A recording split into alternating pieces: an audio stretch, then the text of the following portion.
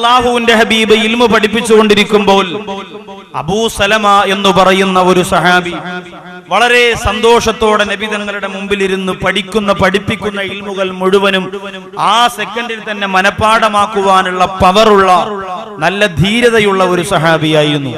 ഒരു ദിവസം ആ പ്രിയപ്പെട്ട സഹാബി നബി സല്ലല്ലാഹു അലൈഹി വസല്ലമ തങ്ങളുടെ മുമ്പിൽ ഇരുന്നു കൊണ്ട് അല്ലാഹുവിന്റെ ഹബീബ് അന്ന് പറഞ്ഞു കൊടുത്ത ദുആ, അന്ന് പഠിപ്പിച്ചു കൊടുത്ത ദുആ, ആ ദുആയും മനസ്സിൽ വെച്ചുകൊണ്ട് തന്റെ വീട്ടിലേക്ക് ഓടി വരികയാണ്. വന്നിട്ട് തന്റെ പ്രിയപ്പെട്ട ഭാര്യയോട് പറഞ്ഞു കൊടുക്കുന്നു, ഉമ്മു സലമ, എന്റെ ഭാര്യയാര ഉമ്മു സലമ, നീ വേഗമൊന്ന് ഇറങ്ങി വാ ഉമ്മു സലമ, അള്ളാന്റെ റസൂല് എനിക്കൊരു ദുആ പഠിപ്പിച്ചു തന്നിരിക്കുകയാണ്. എന്റെ മനസ്സിൽ ഇരുന്ന് അത് മറന്നു പോകുന്നതിന് മുമ്പ്, അല്ലയോ ഉമ്മു സലമ, നിനക്ക് ഞാനത് പഠിപ്പിച്ചു തരാം, നീ അത് രേഖപ്പെടുത്തി വെക്കണം, നീ അത് മനഃപ്പാഠമാക്കി വെക്കണം. അള്ളാഹുവിന്റെ ഹബീബായ തങ്ങൾ പറഞ്ഞത്, എന്തെങ്കിലും വിലപ്പെട്ട സാധനം നിനക്ക് നഷ്ടപ്പെട്ടു പോവുകയോ ആരെങ്കിലും ഏറ്റവും വേണ്ടപ്പെട്ട ആരെങ്കിലും നിന്റെ അടുത്ത് മരണപ്പെടുകയോ ചെയ്താൽ, അല്ലാഹുമ്മ അജ്റിനീ ഫീ മുസീബത്തി വഖ്ലിഫ് ലീ ഖൈറൻ മിൻഹാ, ഈ ദുആ നീ ചൊല്ലണം എന്ന് നബി തങ്ങൾ പറഞ്ഞു. ഏറ്റവും ഉത്തമമായത് എനിക്ക് നീ പകരം തരണം തമ്പുരാനെ. ഈ ദുആ ചൊല്ലാൻ വേണ്ടി പറഞ്ഞു. ഇത് പഠിച്ചു വെച്ചിട്ട് നിനക്കെന്തെങ്കിലും ഇഷ്ടമുള്ള സാധനം നഷ്ടപ്പെടുകയോ വളരെ പ്രിയപ്പെട്ടവർ മരണപ്പെടുകയോ ചെല്ലുമ്പോൾ ഈ ദുആ നീ ചെയ്യണമെന്ന് പറഞ്ഞു. ഉടനെ കുറെ ദിവസങ്ങൾ കഴിഞ്ഞപ്പോൾ ഉമ്മു സലമ റളിയല്ലാഹു അൻഹ പറയുകയാണ്, എന്റെ പ്രിയപ്പെട്ട ഭർത്താവ് അബൂ സലമ എന്നിൽ നിന്നും മരണപ്പെട്ടു പോയി. കുറെ ദിവസം കഴിഞ്ഞപ്പോൾ എന്റെ ഭർത്താവ് മരണപ്പെട്ടു പോയി. ആ സമയത്ത് എന്റെ ഭർത്താവിന്റെ മയ്യത്ത് നോക്കിയിട്ട് ഞാൻ ചിന്തിച്ചതാണ്, അല്ലാഹുവേ, എന്റെ പ്രിയപ്പെട്ടവനാണല്ലോ നിന്റെ ഹബീബിന്റെ മുമ്പിൽ നിന്ന് ഓടി വന്നുകൊണ്ട് എനിക്ക് ദുആ പറഞ്ഞു തന്നത്. വേണ്ടപ്പെട്ട ആരെങ്കിലും മരണപ്പെട്ടാൽ, ഇഷ്ടപ്പെട്ട എന്തെങ്കിലും നഷ്ടപ്പെട്ടു പോയാൽ ഈ ദുആ ചെയ്യണമെന്ന് എന്റെ ഭർത്താവാണ് എന്നെ പള്ളിയിൽ നിന്ന് പഠിച്ചത് കൊണ്ടുവന്ന് പഠിപ്പിച്ചു തന്നത്. എന്റെ ഭർത്താവ് മരണപ്പെട്ടപ്പോൾ തന്നെ ആദ്യമായിട്ട് എനിക്കത് ചൊല്ലേണ്ടി വന്നല്ലോ റബ്ബേ. 4 മാസവും 10 ദിവസവും ഒരു ഭാര്യ ഭർത്താവ് മരിച്ചാൽ ഇദ്ദയിരിക്കണം, ഇദ്ദയുടെ കാലാവധിയത. അങ്ങനെ ഇദ്ദയുടെ കാലാവധിയിൽ മുഴുവനും ഈ ഉമ്മു സലമ റളിയല്ലാഹു അൻഹ ചൊല്ലിയ ദുആ, അല്ലാഹുമ്മ അജ്റിനി ഫീ മുസീബത്തി റബ്ബേ, എനിക്ക് ഈ സംഭവിച്ച ഒരു നഷ്ടത്തിൽ എനിക്ക് നീ പ്രതിഫലം തരണം. വഅഖ്ലിഫ് ലീ ഖൈറൻ മിൻഹാ, പടച്ചവനെ, ഇതിനേക്കാൾ ഏറ്റവും ശ്രേഷ്ഠമായതിനെ എനിക്ക് പകരം തരണമല്ലാ. അബൂ സലമ മരണപ്പെട്ടു പോയി. ഈ അബൂ സലമയേക്കാൾ നല്ല ഒരു ഭർത്താവിനെ എനിക്കിനി തരണം എന്നാണ് ആ ദുആന്റെ അർത്ഥം. ഇത് ഓതുമ്പോഴും ഉമ്മു സലമ റളിയല്ലാഹു അൻഹ പറയുന്നു, മയ്യകൂനു ലീ ഖൈറൻ മിൻ അബീ സലമ, അബൂ സലമയാണ് ഏറ്റവും നല്ല ഭർത്താവെന്ന് എന്റെ അയൽവാസികളും എന്റെ നാട്ടുകാരും എന്റെ കൂട്ടുകാരികളും ഒക്കെ സമ്മതിച്ചത്. ഇതിനേക്കാൾ നല്ലൊരു ഭർത്താവിന് തരണമെന്നാണ് ദുആയുടെ അർത്ഥം. ഇനിയിപ്പോ അതിനേക്കാൾ ഭർത്താവ്, ഏറ്റവും നല്ല ഭർത്താവ് ആരെ തരാനാ? അതുകൊണ്ട് ആരുമില്ല. എന്നാൽ ഈ ദുആ ചൊല്ലിയിരിക്കാൻ നബി തങ്ങൾ പഠിപ്പിച്ചതല്ലേ എന്ന് പറഞ്ഞുകൊണ്ട് ചൊല്ലി. എന്നിട്ട് ഈ സംഭവം ഉമ്മു സലമ റളിയല്ലാഹു തആല അൻഹ സഹാബത്തിനോട് പറഞ്ഞു കൊടുക്കുകയാണ്. അബൂ സലമയേക്കാൾ ഉത്തമനായ ആരുമില്ല എന്ന് എനിക്കറിയാം, എങ്കിലും ഞാൻ ആ ദിക്ർ ഇങ്ങനെ ചൊല്ലിക്കൊണ്ടിരുന്നു. പക്ഷേ ഫലമ്മൻ ഖലത ഇദ്ദതി, എന്റെ ഇദ്ദയുടെ കാലാവധി കഴിഞ്ഞപ്പോൾ, എന്റെ ഇദ്ദയുടെ സമയം കഴിഞ്ഞപ്പോൾ, ഖത്തബനി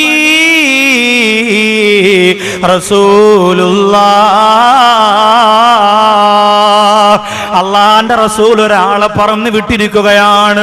ഉമ്മു സലമയെ നിക്കാഹ് ചെയ്യാൻ ഞാൻ ഒരുക്കമാണ്, അവൾക്ക് സമ്മതമാണോ എന്ന് ചോദിക്കണം.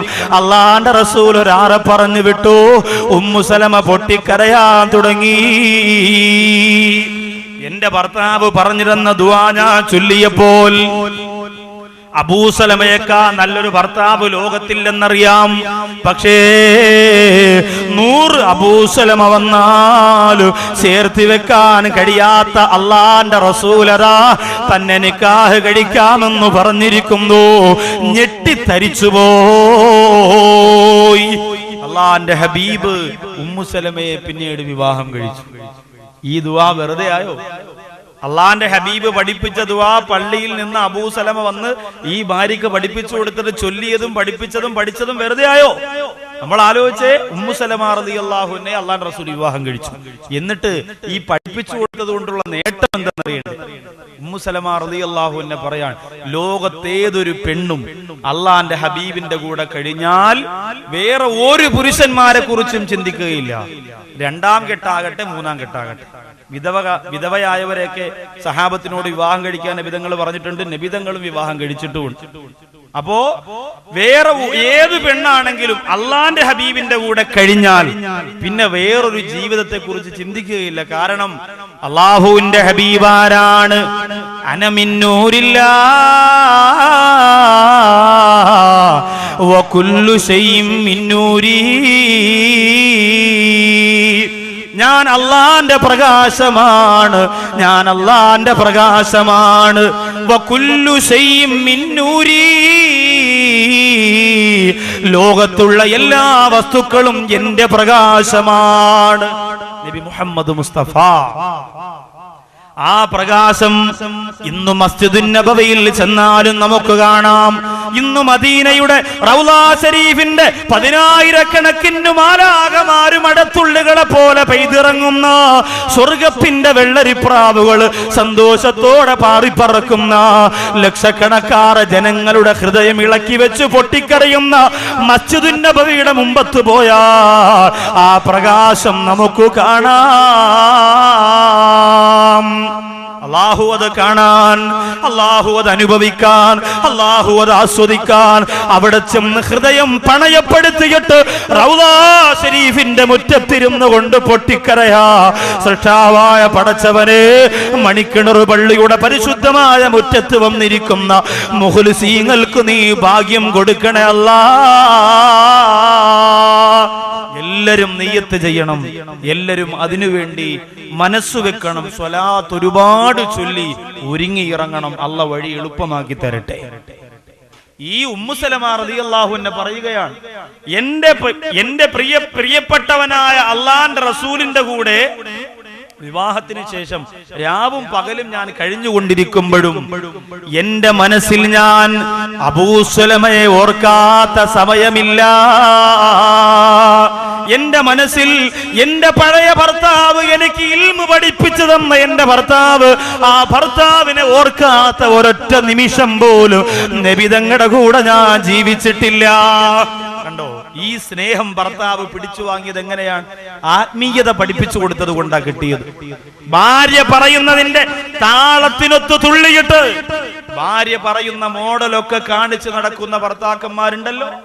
ആലോചിച്ചു നോക്കിയേ, അപകടമാണ്. നമ്മൾ ആലോചിക്കണം, അപകടമാണ്.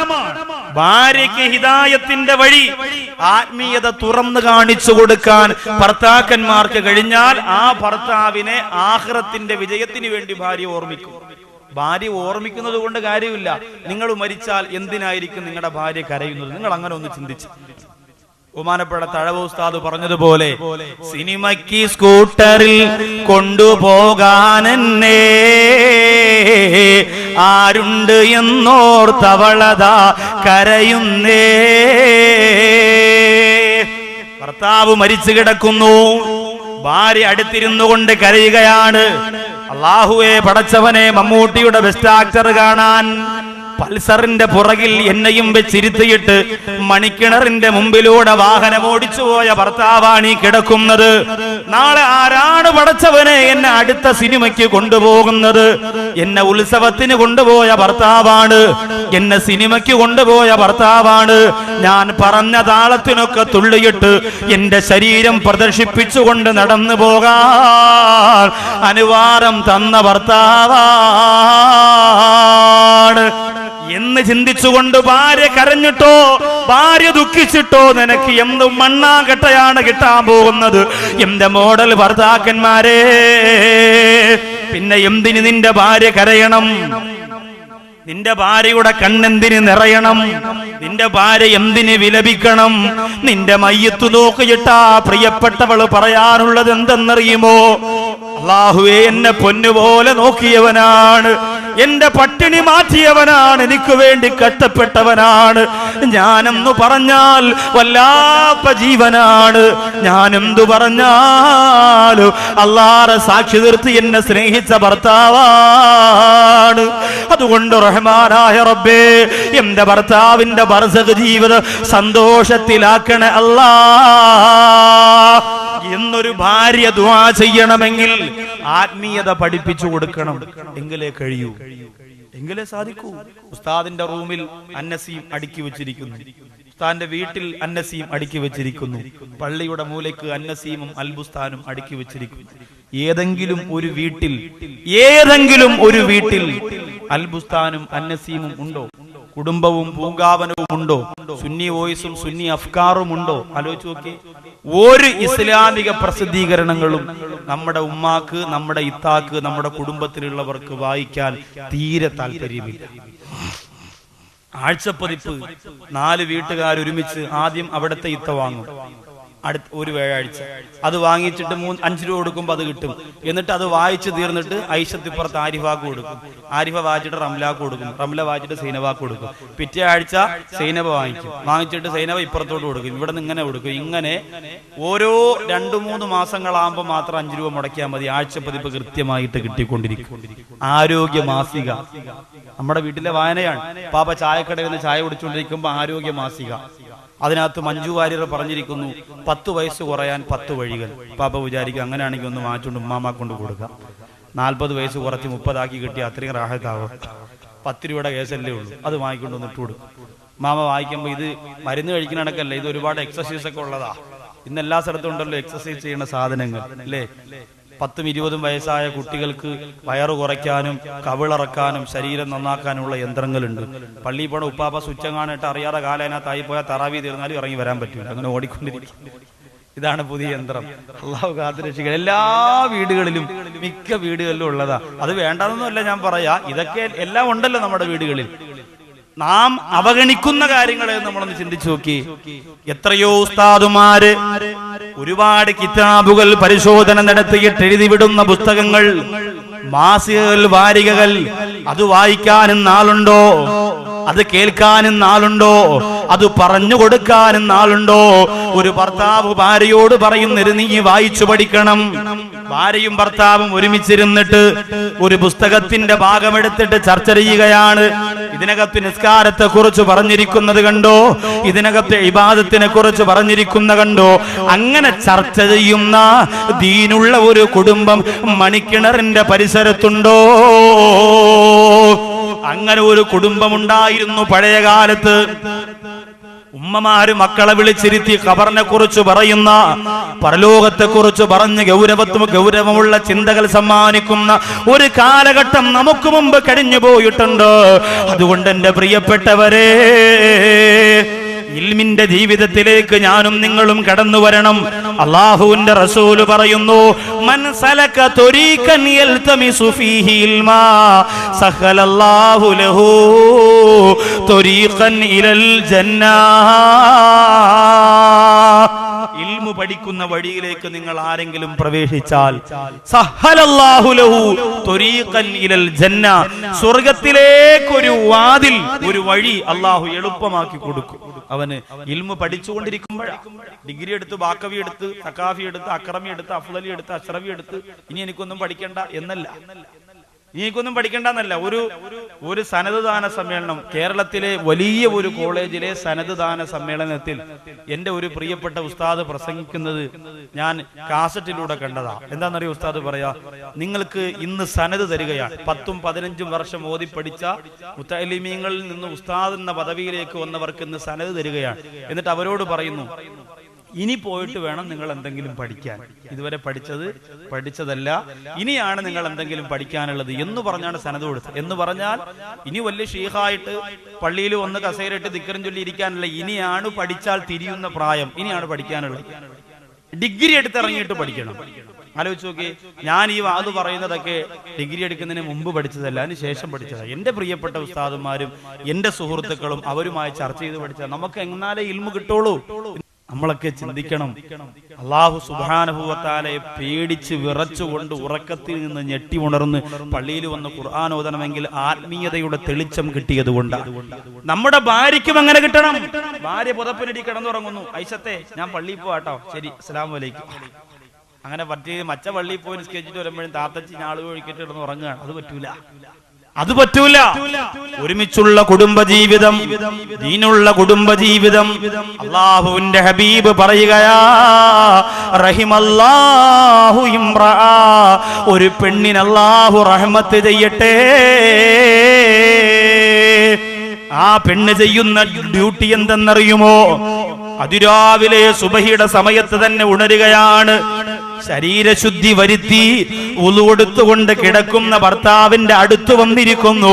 അള്ളാന്റെ റസൂല് പറയുന്നു, ആ പെണ്ണിന്റെ 2 പിരിയത്തിൽ നിന്ന് കണ്ണിന്റെ ഭാഗത്ത് രോമങ്ങളിൽ നിന്ന് വുളു എടുത്തതിന്റെ തുള്ളി വെള്ളം തങ്ങി നിൽക്കുന്നുണ്ടല്ലോ, ആ വെള്ളം വിരലുകൊണ്ട് വടിച്ചെടുത്തിട്ട് തന്റെ ഭർത്താവിന്റെ കണ്ണിലേക്ക് ഇറ്റി വീഴ്ത്തിയിട്ട് നിസ്കാരത്തിന് വിളിച്ചാൽ, അത് കാരണമായി ഭർത്താവ് എഴുന്നേറ്റ് നിസ്കരിച്ചാൽ റഹിമല്ലാ, അല്ലാഹു റഹ്മത്ത് ചെയ്യട്ടെ. അല്ലാഹുവിന്റെ ഹബീബ് ദ്വാരന്നതാ എന്ന് പറഞ്ഞ് ഇന്ന് 2 ബക്കറ്റ് വെള്ളമായിട്ട് 4 മണിയാകുമ്പോൾ മച്ചാര തലയെ കൊണ്ട് ഒഴിച്ചു കൊടുക്കരുത്, അതിനുവേണ്ടി പറഞ്ഞതല്ല. എങ്കിൽ നിസ്കാരം മയ്യത്ത് നിസ്കാരം ഒരിക്കലും നടക്കുക, അല്ലാഹ് കാക്കട്ടെ. അതങ്ങനല്ല, അതിന് മര്യാദകളുണ്ടല്ലോ. ഒരു മനുഷ്യനെ ഉണർത്താൻ ആദ്യം എവിടെയാ തൊടേണ്ടത്? മനഃശാസ്ത്രം ശരീരശാസ്ത്രം ഒക്കെ പഠിച്ചുകൊണ്ടെങ്കിൽ ചോദിച്ചാൽ മതി. ഒരു മനുഷ്യനെ ഉണർത്താൻ ആദ്യം തൊടേണ്ടത് എവിടെയെന്നറിയോ? അവന്റെ കാലിന്റെ അടിയിലാണ്. എന്ന് പറഞ്ഞ കാൽപാദം ഉണ്ടല്ലോ, കാൽപാദം. ആ കാൽപാദത്തിൽ ഇങ്ങനെ തട്ടിക്കൊടുത്താൽ എത്ര വലിയ ഉറക്കമാണെങ്കിലും അറിയാതെ ഉണരും. ഉറക്കം നടിക്കുകയാണെങ്കിൽ ചിലപ്പോൾ കിടന്നുകൊണ്ട് ചിരിക്കുകയും ചെയ്യും. അത് കാലിന്റെ പ്രത്യേകതയാണ്. അപ്പൊ അവിടെയാണ് ഇങ്ങനെ ചൊറിഞ്ഞു കൊടുത്താൽ മതി. മച്ച എപ്പോ ഉണർന്നെന്ന് ചോദിച്ചാൽ ദൂരോട്ട് നിന്ന് ചൊറിയണം. ചിലപ്പോൾ കാല് ഊക്കിനെടുത്ത് തട്ടുകയാണെങ്കിൽ പിന്നെ ചൊറിയാൻ ആള് കാണില്ല. അപ്പോ ചെറുതായിട്ട് ഇങ്ങനെ ആയി കൊടുത്താൽ അപ്പോഴും ഉണരും. അങ്ങനെ രസമുള്ള രീതിയിലാണ് ഉണർത്താനുള്ളത്. ഉറങ്ങിക്കിടക്കുന്ന ആളിനെ ആര് വിളിച്ചാലും പെട്ടെന്ന് ദേഷ്യപ്പെടും. അത് ശരിയാണ്. അതിപ്പോ ഞാനായാലും നിങ്ങളായാലും നല്ല ഉറക്കത്തിൽ കിടക്കുമ്പോൾ പെട്ടെന്ന് ഉസ്താദെ ഒരു പ്രസംഗം ബുക്ക് ചെയ്യാനെന്ന് പറഞ്ഞാൽ ഞാൻ വരല്ലെന്നേ പറയുള്ളൂ. അങ്ങനെയാണ് പ്രസംഗം ബുക്ക് ചെയ്യണത്. അപ്പൊ ഒരു മര്യാദ ഉണ്ടല്ലോ. അപ്പൊ ആ രീതിയിലാണെങ്കിൽ ഒരു രസമുണ്ടാകും, പെട്ടെന്ന് ഉണരുകയും ചെയ്യും. നമ്മൾ അങ്ങനെ ആയിരിക്കണം. ഇതൊക്കെ പഠിക്കേണ്ടത് ഇസ്ലാമിൽ നിന്നല്ലേ? ഇസ്ലാം നിങ്ങൾക്ക് പറഞ്ഞു തരാത്തത് എന്താ ബാക്കി വെച്ചത്? ലോകത്തുള്ളതെല്ലാം എവിടെ തുപ്പണം അള്ളാന്റെ ഹബീബ് പഠിപ്പിച്ചില്ലേ? ഏത് കാലിൽ ചെരുപ്പ് ധരിക്കണം, എങ്ങനെ ചെരുപ്പ് ഊരിയിടണം. വെള്ളിയാഴ്ച പള്ളി ചെരുപ്പ് കൊണ്ടിട്ടാ കിട്ടുമോ ബാക്കി? ഇവിടെ കുഴപ്പമുണ്ടാവില്ല. ഇവിടെ നിന്ന് ഓടി എവിടം വരെ ഓടാനാ? ഓട്ടിച്ചിട്ട് പിടിക്കാം. ടൗണിലാണ് നഷ്ടപ്പെടുക.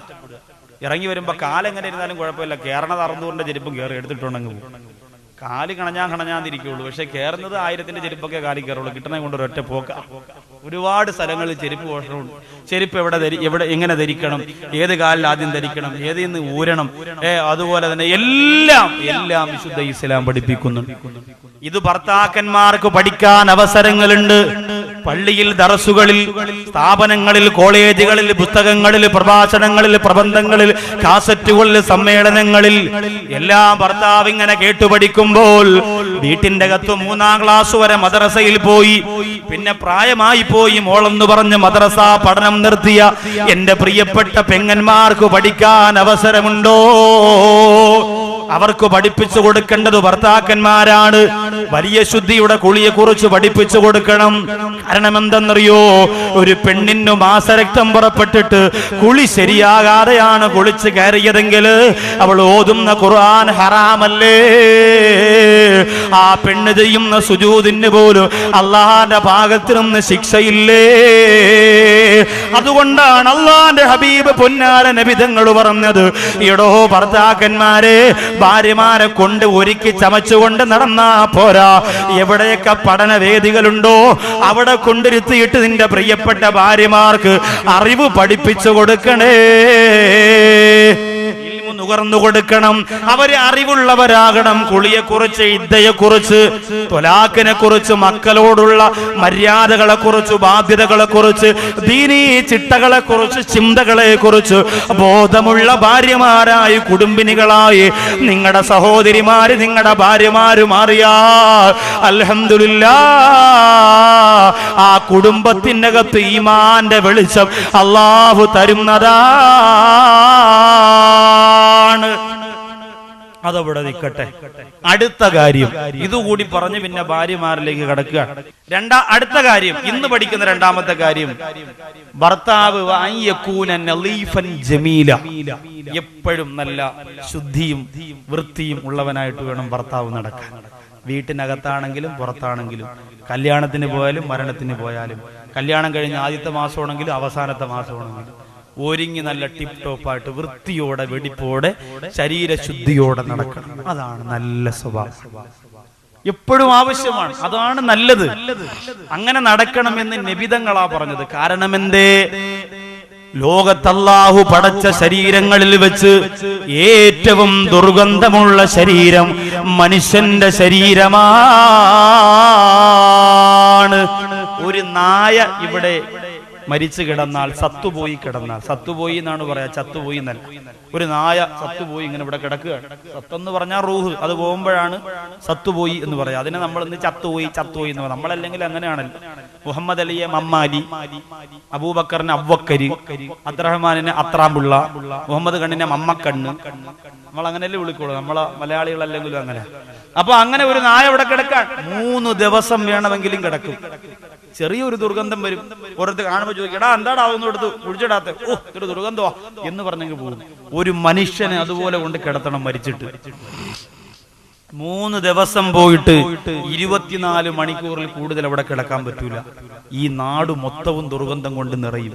അതാണ് നമ്മുടെ ശരീരം, അതാണ് എന്റെയും നിങ്ങളുടെയും ശരീരം. അതുകൊണ്ടാണ് അല്ലാഹുവിന്റെ റസൂല് പറഞ്ഞത്, അത്തൊഹൂറു ശത്റുൽ ഈമാൻ. ആ മ്ലേച്ഛമായ ശരീരത്തെ ശുദ്ധീകരിക്കലുണ്ടല്ലോ, നല്ല വസ്ത്രം ധരിക്കൽ, നല്ലതുപോലെ ശരീരത്തെ വൃത്തിയാക്കൽ ഈമാന്റെ പകുതി ഭാഗമാണ്. അല്ലാഹുവിന്റെ ഹബീബ് പഠിപ്പിച്ചതാ. അപ്പൊ ശുദ്ധിയോടുകൂടി വേണം മണവറയിലേക്ക്, ഭാര്യയുടെ അടുത്തേക്ക്, വീട്ടിൽ ഒരു ഭർത്താവ് നിൽക്കാൻ. ഇത് ഭാര്യമാർക്ക് മാത്രം നിർബന്ധം എന്ന് തോന്നിപ്പോകും ചിലപ്പോ. ഭാര്യയോട് പറയും നീ കുളിച്ചില്ലേ, ഡ്രസ്സ്. അതുപോലെ ഭാര്യയ്ക്ക് വേണ്ടി മാത്രം രാത്രി ഇടാനൊരു ഡ്രസ്സ്, ഭർത്താവിന് കീറിയ ബനിയനും അഴുക്ക ഒരു കയ്യിൽ ലുങ്കി തുണി കൊടുത്ത് പല്ലും കുത്തി ഇങ്ങനെ, അത് ശരിയല്ല. അത് വളരെ മോശമാണ്. ഭർത്താവും ഭാര്യയും നമ്പർ 1 ആയ രീതിയിൽ ഒരുങ്ങിയിരിക്കണം. കല്യാണം കഴിഞ്ഞ് 3-4 മാസം മാത്രം പോരാ. കല്യാണം കഴിഞ്ഞാൽ പിന്നെ 3-4 മാസം കിണറ്റിന്റെ മുട്ടിൽ നിന്ന് മാറൂല. കാല് കഴുകലും, കൈ കഴുകലും, പല്ല് തേക്കലും, കുളിക്കലും എപ്പോഴും ഇതന്നെ ചോദിച്ചു. 4-5 മാസം കഴിഞ്ഞ് പിന്നെ കുറെ 2-3 മക്കളൊക്കെ ആയി ഒരു 10-45 വയസ്സൊക്കെ ആകുമ്പോഴുണ്ടല്ലോ ഭർത്താവ് ഭാര്യ അടുക്കള നിൽക്കണ കോലത്തിൽ തന്നെ മണിയറയിലേക്ക് വരികയാണ്, റൂമിലേക്ക്. ഭർത്താവ് എവിടെയാണ് ജോലിക്ക് കിട്ടുന്നത് അതേ വിയർപ്പോടെ, അതേ ദുർഗന്ധത്തോടെ ഭർത്താവ്. ഇത് രണ്ടും ശരിയല്ല. ഏതു പ്രായമാണെങ്കിലും നമ്മുടെ അടുത്ത് കിടക്കുന്നവർക്ക് നമ്മുടെ ശരീരത്തിന്റെ വിയർപ്പിന്റെ ദുർഗന്ധമുണ്ടല്ലോ, അത് എത്തിക്കാൻ പാടില്ല. അതുകൊണ്ടാണ് നബിതങ്ങൾ ഏറ്റവും അധികം ഇഷ്ടപ്പെട്ട വസ്തുക്കളിൽ ഒന്ന് സുഗന്ധമായത്. അതുകൊണ്ടാണ് നിസ്കാരത്തിന് പോകുമ്പോ സുഗന്ധം പുരട്ടുക. നിസ്കാരം സുഗന്ധം പുരട്ടിയ നിസ്കാരം സുഗന്ധം പുരട്ടാത്ത നിസ്കാരത്തിനേക്കാൾ ശ്രേഷ്ഠമായതാണ്. ഒരാൾ അത്തർ പുരട്ടിയിട്ട് നിസ്കരിക്കുന്നു, ഒരാൾ അത്തർ പുരട്ടാതെ നിസ്കരിക്കുന്നു. അതിനേക്കാളും പ്രതിഫലം ഈ പുരട്ടിയിട്ട് നിസ്കരിച്ചവന് കിട്ടും. ഇൽമു പറയുമ്പോഴും കിട്ടും. മാലിക് ഇമാം ഹദീസ് പറയാൻ വേണ്ടി മസ്ജിദുൻ നബവിയിൽ ഹദീസിന്റെ കിതാബ് നിവർത്തി വെക്കുമ്പോ കിലോമീറ്ററിന് അപ്പുറത്ത് നിന്ന് ജനങ്ങൾക്ക് മനസ്സിലാവും മാലിക് ഉസ്താദ് ഹദീസ് പറയാൻ തുടങ്ങി. കാരണം സുഗന്ധം വരുന്നു. നമ്മൾ ഇന്ന് എത്ര പേരാ സുഗന്ധം? സഹോദരിമാർ എന്തിനാ സുഗന്ധം പൂശുക? സഹോദരിമാർ ഏറ്റവും അധികം സുഗന്ധം പുരട്ടുന്ന 2 സമയത്താണ്. ഒന്ന് നിസ്കാരത്തിനു വേണ്ടി ഒന്ന് നിസ്കാരത്തിനു വേണ്ടിയാണ്. നിസ്കാരത്തിനു വേണ്ടി നിൽക്കുമ്പോൾ സഹോദരിമാരും സഹോദരങ്ങളും സുഗന്ധം പുരട്ടണം. 2 സഹോദരിമാര് സുഗന്ധം പൂശാനുള്ള രണ്ടാമത്തെ സ്ഥലം എവിടെ എന്നറിയോ? ഭർത്താവിന്റെ അടുത്താണ്, നല്ല സുഗന്ധത്തിൽ വന്ന് നിൽക്കും. ഇൽമു കേൾക്കാൻ വരുമ്പോഴും ഇൽമു പറയുമ്പോഴും സുഗന്ധ. എന്റെ പോക്കറ്റിൽ ഞാൻ എപ്പോഴും സുഗന്ധം കൊണ്ട് നടക്കാറുണ്ട്. എന്തിനാണെന്നറിയോ? അതൊരു ബർക്കത്താണ്, അത്ര നല്ലതാണ്.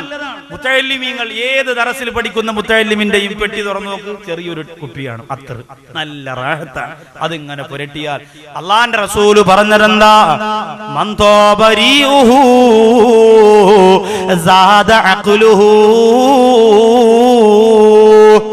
സുഗന്ധം പുരട്ടിയാൽ ബുദ്ധി അധികരിക്കുന്നതാണ്, മെമ്മറി പവർ കൂടും, ബുദ്ധി അധികരിക്കും. മുത്തഅല്ലിമീങ്ങൾക്കും ആലിമീങ്ങൾക്കും ഇൽമു കേൾക്കുന്നവർക്കും ഒക്കെ നല്ലതാണ്. കല്യാണത്തിന് പോകുമ്പോ അലമാര തുറന്ന സഹോദരിമാര് കിസ് കിസ് കിസ് എന്ന് അടിച്ചോട്ട് പോകും. അപ്പോഴല്ല അടിക്കാനുള്ളത്. അന്യപുരുഷന്മാരിരിക്കുന്ന സരസിലല്ല, സ്കാരത്തിന്റെ സമയത്ത്, പിന്നെ ഭർത്താക്കന്മാരുടെ മുമ്പ് ആ സമയത്താണ് സുഗന്ധം പുരട്ടുവാനുള്ളത്. എന്റെ പ്രിയപ്പെട്ടവരെ, അല്ലാഹുവിന്റെ ഹബീബ് പറയുന്നു, അതുകൊണ്ട് 90 വയസ്സുള്ള ഭർത്താവാണെങ്കിലും തന്റെ കിടക്കറയിലേക്ക് കടന്നു ചെല്ലുമ്പോ, തന്റെ ഭാര്യയുടെ അടുത്ത് നിൽക്കുമ്പോ അവന് സുഗന്ധം പുരട്ടണേ. സൗന്ദര്യം കാത്തു സൂക്ഷിക്കാൻ പഠിപ്പിക്കുന്ന മതമാണ് ഇസ്ലാം. ലോകത്ത് ഏറ്റവും അധികം സൗന്ദര്യമുള്ളത് ആർക്കെന്നറിയുമോ? ലോകത്ത് ഏറ്റവും അധികം സൗന്ദര്യമുള്ളത് ആർക്കാണ്? ലോകത്ത് ഏറ്റവും അധികം സൗന്ദര്യം അല്ലാഹു കൊടുത്തത് ആർക്കാണ്?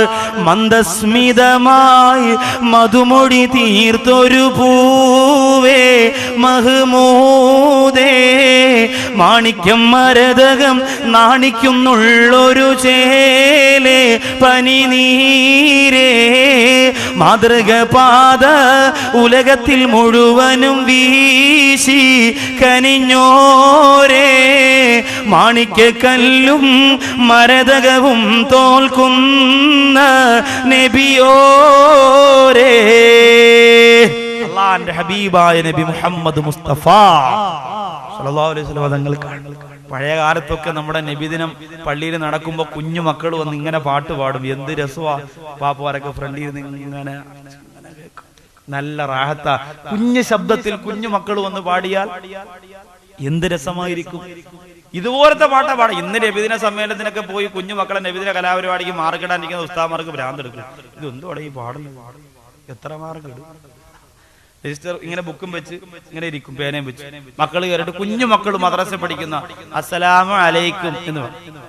അലൈഹിസ്സലാം ഉസ്താദന്മാര് പറയുമ്പോ കയറി ഞാൻ പിന്നെ പാട്ട് പാടാൻ വന്നിരിക്കുകയാണ്, രക്ഷകർത്താക്കൾ തെറ്റു ഒന്നാ ക്ഷമിക്കണം എന്ന് പറഞ്ഞ് 1ാം ക്ലാസ്സിലെ 1.5 ക്ലാസ്സിലെയും കുട്ടികൾ എണീച്ച് കാച്ചിക്കുറുക്കി വെച്ച പാലാണോ?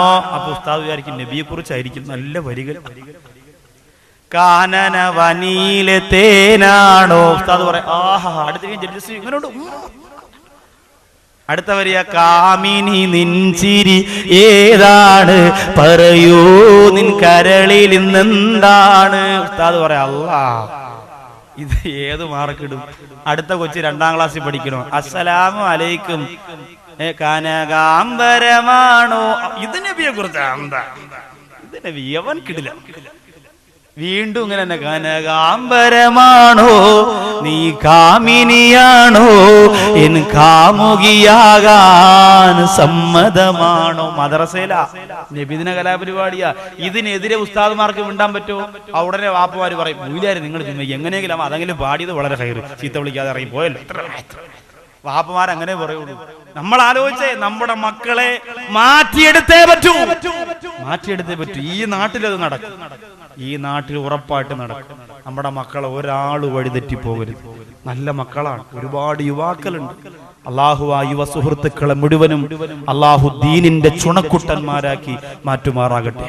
പള്ളിയുടെ ഓരോ മുക്കുമൂലയും മണൽത്തരികൾ പോലും പൊന്നുപോലെ കാത്തു സൂക്ഷിക്കുന്ന മക്കളാക്കി നമ്മുടെ മക്കളെ, നമ്മുടെ ചെറുമക്കളെ, ഈ മഹല്ലിന്റെ മക്കളെ അള്ളാഹു മാറ്റുമാറാകട്ടെ.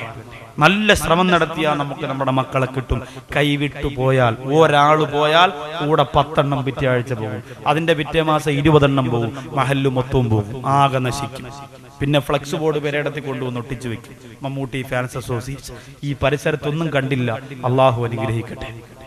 ഏത് സിനിമാ നടന്റെ ഫാൻസ് ഉണ്ടാക്കിയിട്ട് എന്റെ പ്രിയപ്പെട്ട ചെറുപ്പക്കാര് പ്രവർത്തിക്കുന്നുണ്ടോ, ആ സിനിമാ നടന്മാര് കള്ളുകുടിച്ചാൽ, വ്യഭിചരിച്ചാൽ, പെണ്ണുപിടിച്ചാൽ, പലിശ വാങ്ങിയാൽ, ലോകത്ത് എന്ത് തെമ്മാടിത്തരം ചെയ്യുന്നുവോ അതിന്റെ എല്ലാം അദാബ് ഈ പാവപ്പെട്ട യുവത്വത്തിന് കിട്ടുന്നതാണ്. എന്തിനാ പൊല്ലാപ്പിന് പോണം എന്റെ പ്രിയപ്പെട്ടവരെ? അതുകൊണ്ട് രക്ഷയുടെ കവാടം തുറന്നു കിടക്കുമ്പോ കാലുമടക്കി അടിച്ചിട്ട് ഇറങ്ങിപ്പോകുന്ന ദുർഗുണം നിന്റെ മനസ്സിൽ വരല്ലേ. ഏറ്റവും വലിയ സൗന്ദര്യ താപമാണ് അല്ലാഹുവിന്റെ ഹബീബ് നബി മുഹമ്മദ് മുസ്തഫ. ആ നബിതങ്ങൾ പോലും മണവറയിലേക്ക് കടക്കുമ്പോ, ഭാര്യമാരുടെ അടുത്ത് വരുമ്പോ സുഗന്ധം പൂശിയിരുന്നു, ശരീരത്തെ വൃത്തിയാക്കിയിരുന്നു. എന്ന് പറഞ്ഞാൽ നികൃഷ്ടത ഒന്നും ശരീരത്തിലില്ല, എങ്കിലും നബിതങ്ങൾ കുളിക്കുമായിരുന്നു, ശരീരത്തെ വൃത്തിയാക്കുമായിരുന്നു. അങ്ങനെയാണ് കടന്നു വന്നത്. ആയിഷാ ബീവി റളിയല്ലാഹു അൻഹ പറയുകയാണ്, എന്റെ റൂമിലേക്ക് എന്റെ ഹബീബ് കടന്നു വരുമ്പോ ഒരു വെളിച്ചത്തിന്റെ ആവശ്യമില്ല, അല്ലാഹുവിന്റെ റസൂല് തന്നെ ഒരു പ്രകാശ ഗോപുരമായിരുന്നു. അങ്ങനെ കടന്നത് എന്ന് പറഞ്ഞാൽ 110ന്റെ ബൽബും കത്തിച്ചു പിടിച്ചുകൊണ്ട് റൂമിൽ കയറി ചെല്ലാനല്ല പറഞ്ഞത്. റസൂലുള്ളാഹിയുടെ ശരീരത്തിന് ആ പവർ ഉണ്ടായിരുന്നു, നമ്മുടെ ശരീരത്തിന് പവറില്ല, സാധാരണ ശരീരമാണ്. നമ്മൾ കുളിക്കുക, വൃത്തിയാവുക, സുഗന്ധം പുരട്ടുക. ഏറ്റവും നല്ല സൗന്ദര്യമുള്ളത് ആണിനാണോ പെണ്ണിനാണോ? ആർക്കാണ്? ചിന്തിച്ചു നോക്കി. നിങ്ങളിപ്പോ പറയും ആണിനെന്ന് പറഞ്ഞാൽ ഭാര്യമാരെന്ന് കിടക്കാൻ സമ്മതിക്കത്തില്ല, എന്ന് ചവിട്ടി വെളിയിലാക്കുന്നു. നിങ്ങൾ എന്താ മനുഷ്യ പറഞ്ഞത്? ഇവിടെ വന്ന് ഞാൻ വലിയ സുന്ദരിയാണെന്നൊക്കെ പറഞ്ഞിട്ട് ഉസ്താദിന്റെ അടുത്ത് പോയി ആണിനെ സൗന്ദര്യം എന്ന് പറഞ്ഞു. നിങ്ങൾക്ക് എന്ത് സൗന്ദര്യാന്ന് ചിലപ്പോ ചോദിക്കും. ഏറ്റവും അധികം സൗന്ദര്യം അല്ലാഹു കൊടുത്തിരിക്കുന്നത് ആണിനാണ്. ആ വിഷയത്തിൽ ഒരു തർക്കവും എന്റെ മണിക്കിണറിന്റെ വേദിയിൽ വന്ന സഹോദരിമാര് മുന്നോട്ട് വെക്കണ്ട. അല്ലാഹു ആണുങ്ങൾക്ക് കൊടുത്ത സൗന്ദര്യത്തിന്റെ പകുതി പോലും പെണ്ണേ നിനക്ക് തന്നിട്ടില്ല.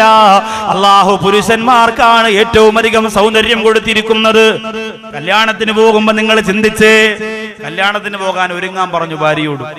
ഭർത്താവ് ഒരുങ്ങുന്നത് എങ്ങനെ? ഒരു പാന്റ് എടുത്തിട്ടു, ഒരു ഷർട്ട് എടുത്തിട്ടു, പിന്നെ ചിലപ്പോ മോഡൽ മുടിയുണ്ടല്ലോ, മുടി ഇങ്ങനെ പുതിയ മോഡൽ.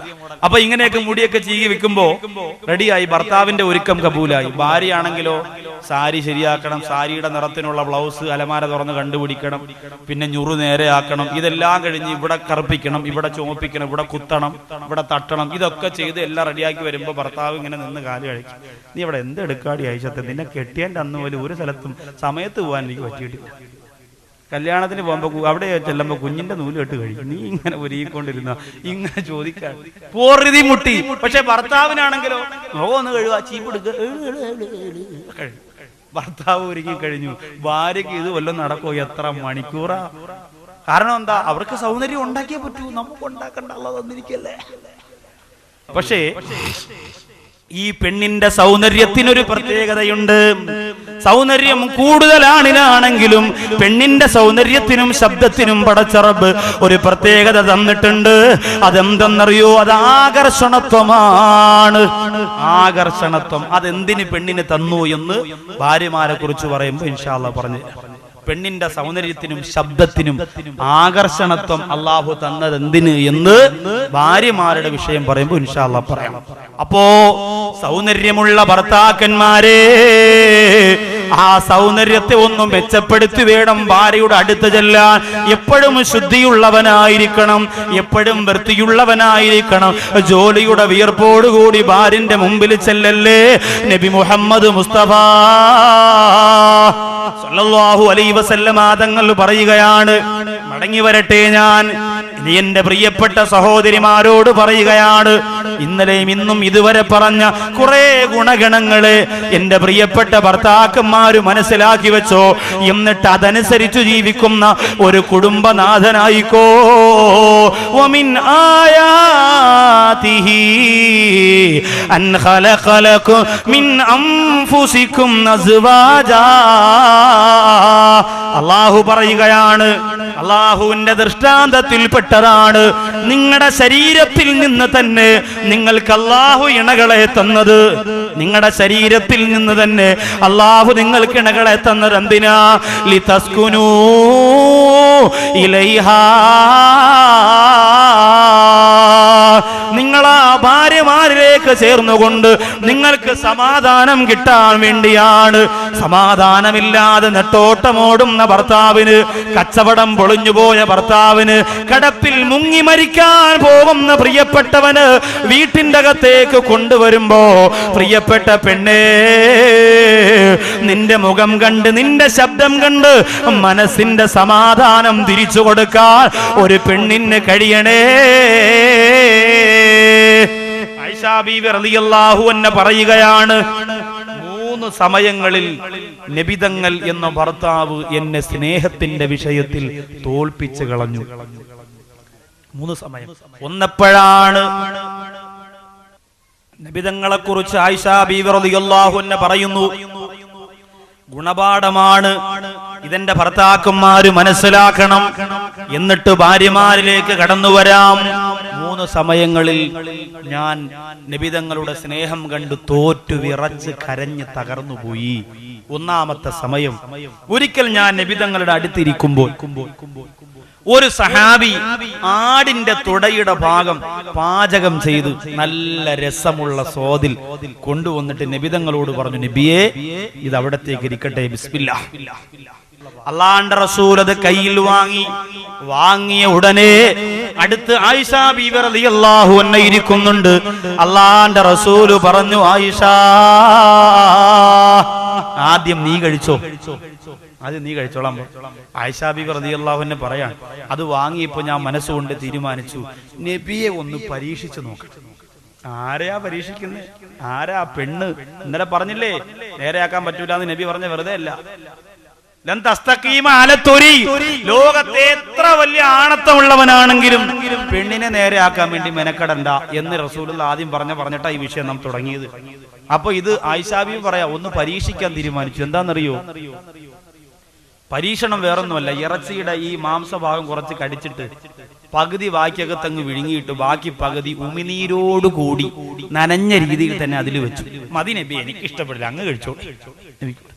ആയിഷാ ബീവി പറയാൻ, ഇനി നബി എവിടെ കടിക്കും എന്ന് എനിക്ക് അറിയണം. ഇനി എവിടെ നബി കടിക്കും? അല്ലാഹുവിന്റെ റസൂല് ഞാൻ കടിച്ച സ്ഥലത്ത് തന്നെ കടിക്കോ, അതല്ല എന്റെ ഉമിനീരൊക്കെ ഇരിക്കുന്നത് കൊണ്ട് അപ്പുറത്ത് കടിക്കോ എന്നറിയണം. അതിനാ കൊടുത്ത. ലോകത്തിന്റെ നായകൻ നബി മുഹമ്മദ് മുസ്തഫ സല്ലല്ലാഹു അലൈഹി വസല്ലമ തങ്ങളതാ ആയിഷാ ബീവി റളിയല്ലാഹു അൻഹ കരഞ്ഞുകൊണ്ട് പറയുകയാണ്, ഞാനത് കൊടുത്ത ഉടനെ അലാ മൗലി ഫിയാ, ഞാൻ എവിടെയാണോ കടിച്ചത്, ഞാൻ എവിടെയാണോ എന്റെ പല്ല് വെച്ചത്, അവിടെ തന്നെ അല്ലാഹുവിന്റെ റസൂല് കടിച്ചുപോയി. സഹാബത്തെ, ഞാൻ പൊട്ടിക്കരഞ്ഞുപോയി. അല്ലാഹുവിന്റെ റസൂലിനോട് ഞാൻ പറഞ്ഞു, നബിയേ, അവിടെ എന്നോട് പൊറുക്കണം നബിയേ, എന്നോട് മാപ്പാക്കണം നബിയേ. അവിടുത്തെ പോലെ ഭാര്യമാരെ സ്നേഹിക്കുന്ന ഒരാള് പോലും ലോകത്ത് ഇല്ല നബിയേ. ഒന്നാമത്തെ സമയം ഇതാ. രണ്ടാമതെപ്പോഴെന്നറിയുമോ? ആയിഷാ ബീവി റളിയല്ലാഹു അൻഹ പറയുകയാണ്, അല്ലാഹുവിന്റെ റസൂലിന് വഫാത്തിന്റെ രോഗം വന്നപ്പോൾ പനി പിടിച്ചല്ലോ. 2 പേർക്ക് വരുന്ന പനി റസൂലുള്ളാഹിക്ക് ഒറ്റ ശരീരത്തിൽ വന്നു. ആ പനി പിടിച്ചുകൊണ്ട് പൊന്നാര നബി തങ്ങള് ആയിഷാ ബീവി റളിയല്ലാഹു അൻഹയുടെ വീട്ടിൽ കിടക്കുമ്പോൾ നബി തങ്ങൾ പറഞ്ഞു, ആയിഷാ, എല്ലാ ഭാര്യമാരെയും വിളിക്കാൻ പറഞ്ഞു. വിളിച്ചുകൂട്ടി. അള്ളാന്റെ ഹബീബിന്റെ ചെറ്റക്കൂരയുടെ അകത്തളത്ത് ഒരുമിച്ചുകൂടി. എന്നിട്ട് അള്ളാന്റെ റസൂൽ ആ ഭാര്യമാരോട് പറഞ്ഞു, എനിക്കെന്റെ ആയിഷാന്റെ വീട്ടിൽ കിടന്നു മരിക്കാൻ നിങ്ങൾ എന്നെ അനുവദിക്കണേ. വേറെ ഒരു വീട്ടിലും എനിക്ക് കിടക്കണ്ട, വേറെ ഒരു വീട്ടിലും കിടന്ന് എനിക്ക് മരണപ്പെടണ്ട. എന്റെ ആയിഷാന്റെ വീട്ടിൽ കിടന്ന് മരിക്കാൻ നിങ്ങൾ എന്നെ അനുവദിക്കണം എന്ന് അള്ളാന്റെ ഹബീബ് നബി മുഹമ്മദ് മുസ്തഫ സല്ലല്ലാഹു അലൈഹി വസല്ലമ തങ്ങൾ പറഞ്ഞു. ഒന്നൊരു നാളിൽ ജദ്ദുൽ ഹുസൈന്റെ റൂഹെടുക്കാൻ ചേർക്കാൻ ഫാത്തിമ ബീവിതൻ കൽബിൽ മിന്നും പൊന്നും പ്രഭയാം നൂറണയ്ക്കാൻ ഫാത്തിമ ബീവിതൻ കൽബിൽ മിന്നും പൊന്നും പ്രഭയാം നൂറണയ്ക്കാൻ പുണ്യനബിയുടെ വഫാത്ത് ദിനത്തിൽ നിശ്ചലമായ മദീനയല്ലേ കൽബുകളായിരമായിരമായിരം കണ്ണീരായി കഴിഞ്ഞതല്ലേ അല്ലാഹുവിന്റെ ഹബീബിന്റെ വീടിന്റെ മുന്നിൽ അസ്സലാമു അലൈക യാ അഹ്ല ബൈത്തിൻ നുബുവ മുത്തുനബി തങ്ങളുടെ റൂഹ് പിടിക്കാൻ അസ്രായീൽ പറന്നിറങ്ങിയപ്പോ ഇഫ്തഹിൽ ബാബയാ ഫാത്തിമ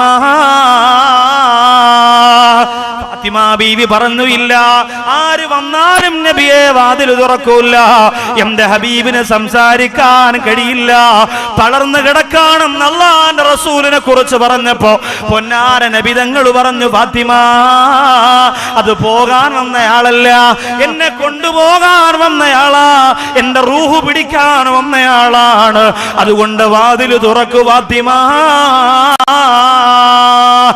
അല്ലാഹുവിന്റെ ഹബീബ് പറഞ്ഞപ്പോ ഫാത്തിമ ബീവി റളിയല്ലാഹു അൻഹാ വാതിൽ തുറന്നു തിരുനബിയുടെ വസിയത്തും വഫാത്തും എന്ന റസൂലുള്ളാഹിയുടെ വഫാത്തിനെ കുറിച്ച് മദീന സന്ദർശനം കഴിഞ്ഞ് വന്ന ഉടൻ ഞാൻ പ്രസംഗിച്ച കാസറ്റുകളൊക്കെ ഇവിടെ എന്റെ കൂടെ വന്ന സഹോദരന്റെ കയ്യിൽ കൊല്ലം കമലാസുരയ്യ ബുക്ക് സ്റ്റാറിന്റെ പ്രവർത്തകർ കൊടുത്തയച്ചിട്ടുണ്ട്. ഇൻഷാ അല്ലാഹ് ഇന്ന് നാളെയുമായിട്ട് അതൊക്കെ ഇവിടെ സമാപനം വാത് കഴിഞ്ഞ് നിങ്ങൾ പോകുമ്പോൾ ഇവിടെ കച്ചവടം നടക്കും. ഇന്നലെയും ഇന്നും നാളെയൊക്കെ റെക്കോർഡ് ചെയ്യുന്ന കാസറ്റും നിങ്ങൾക്ക് ഇൻഷാ അല്ലാഹ് പിന്നീട് എത്തിച്ചു തരും.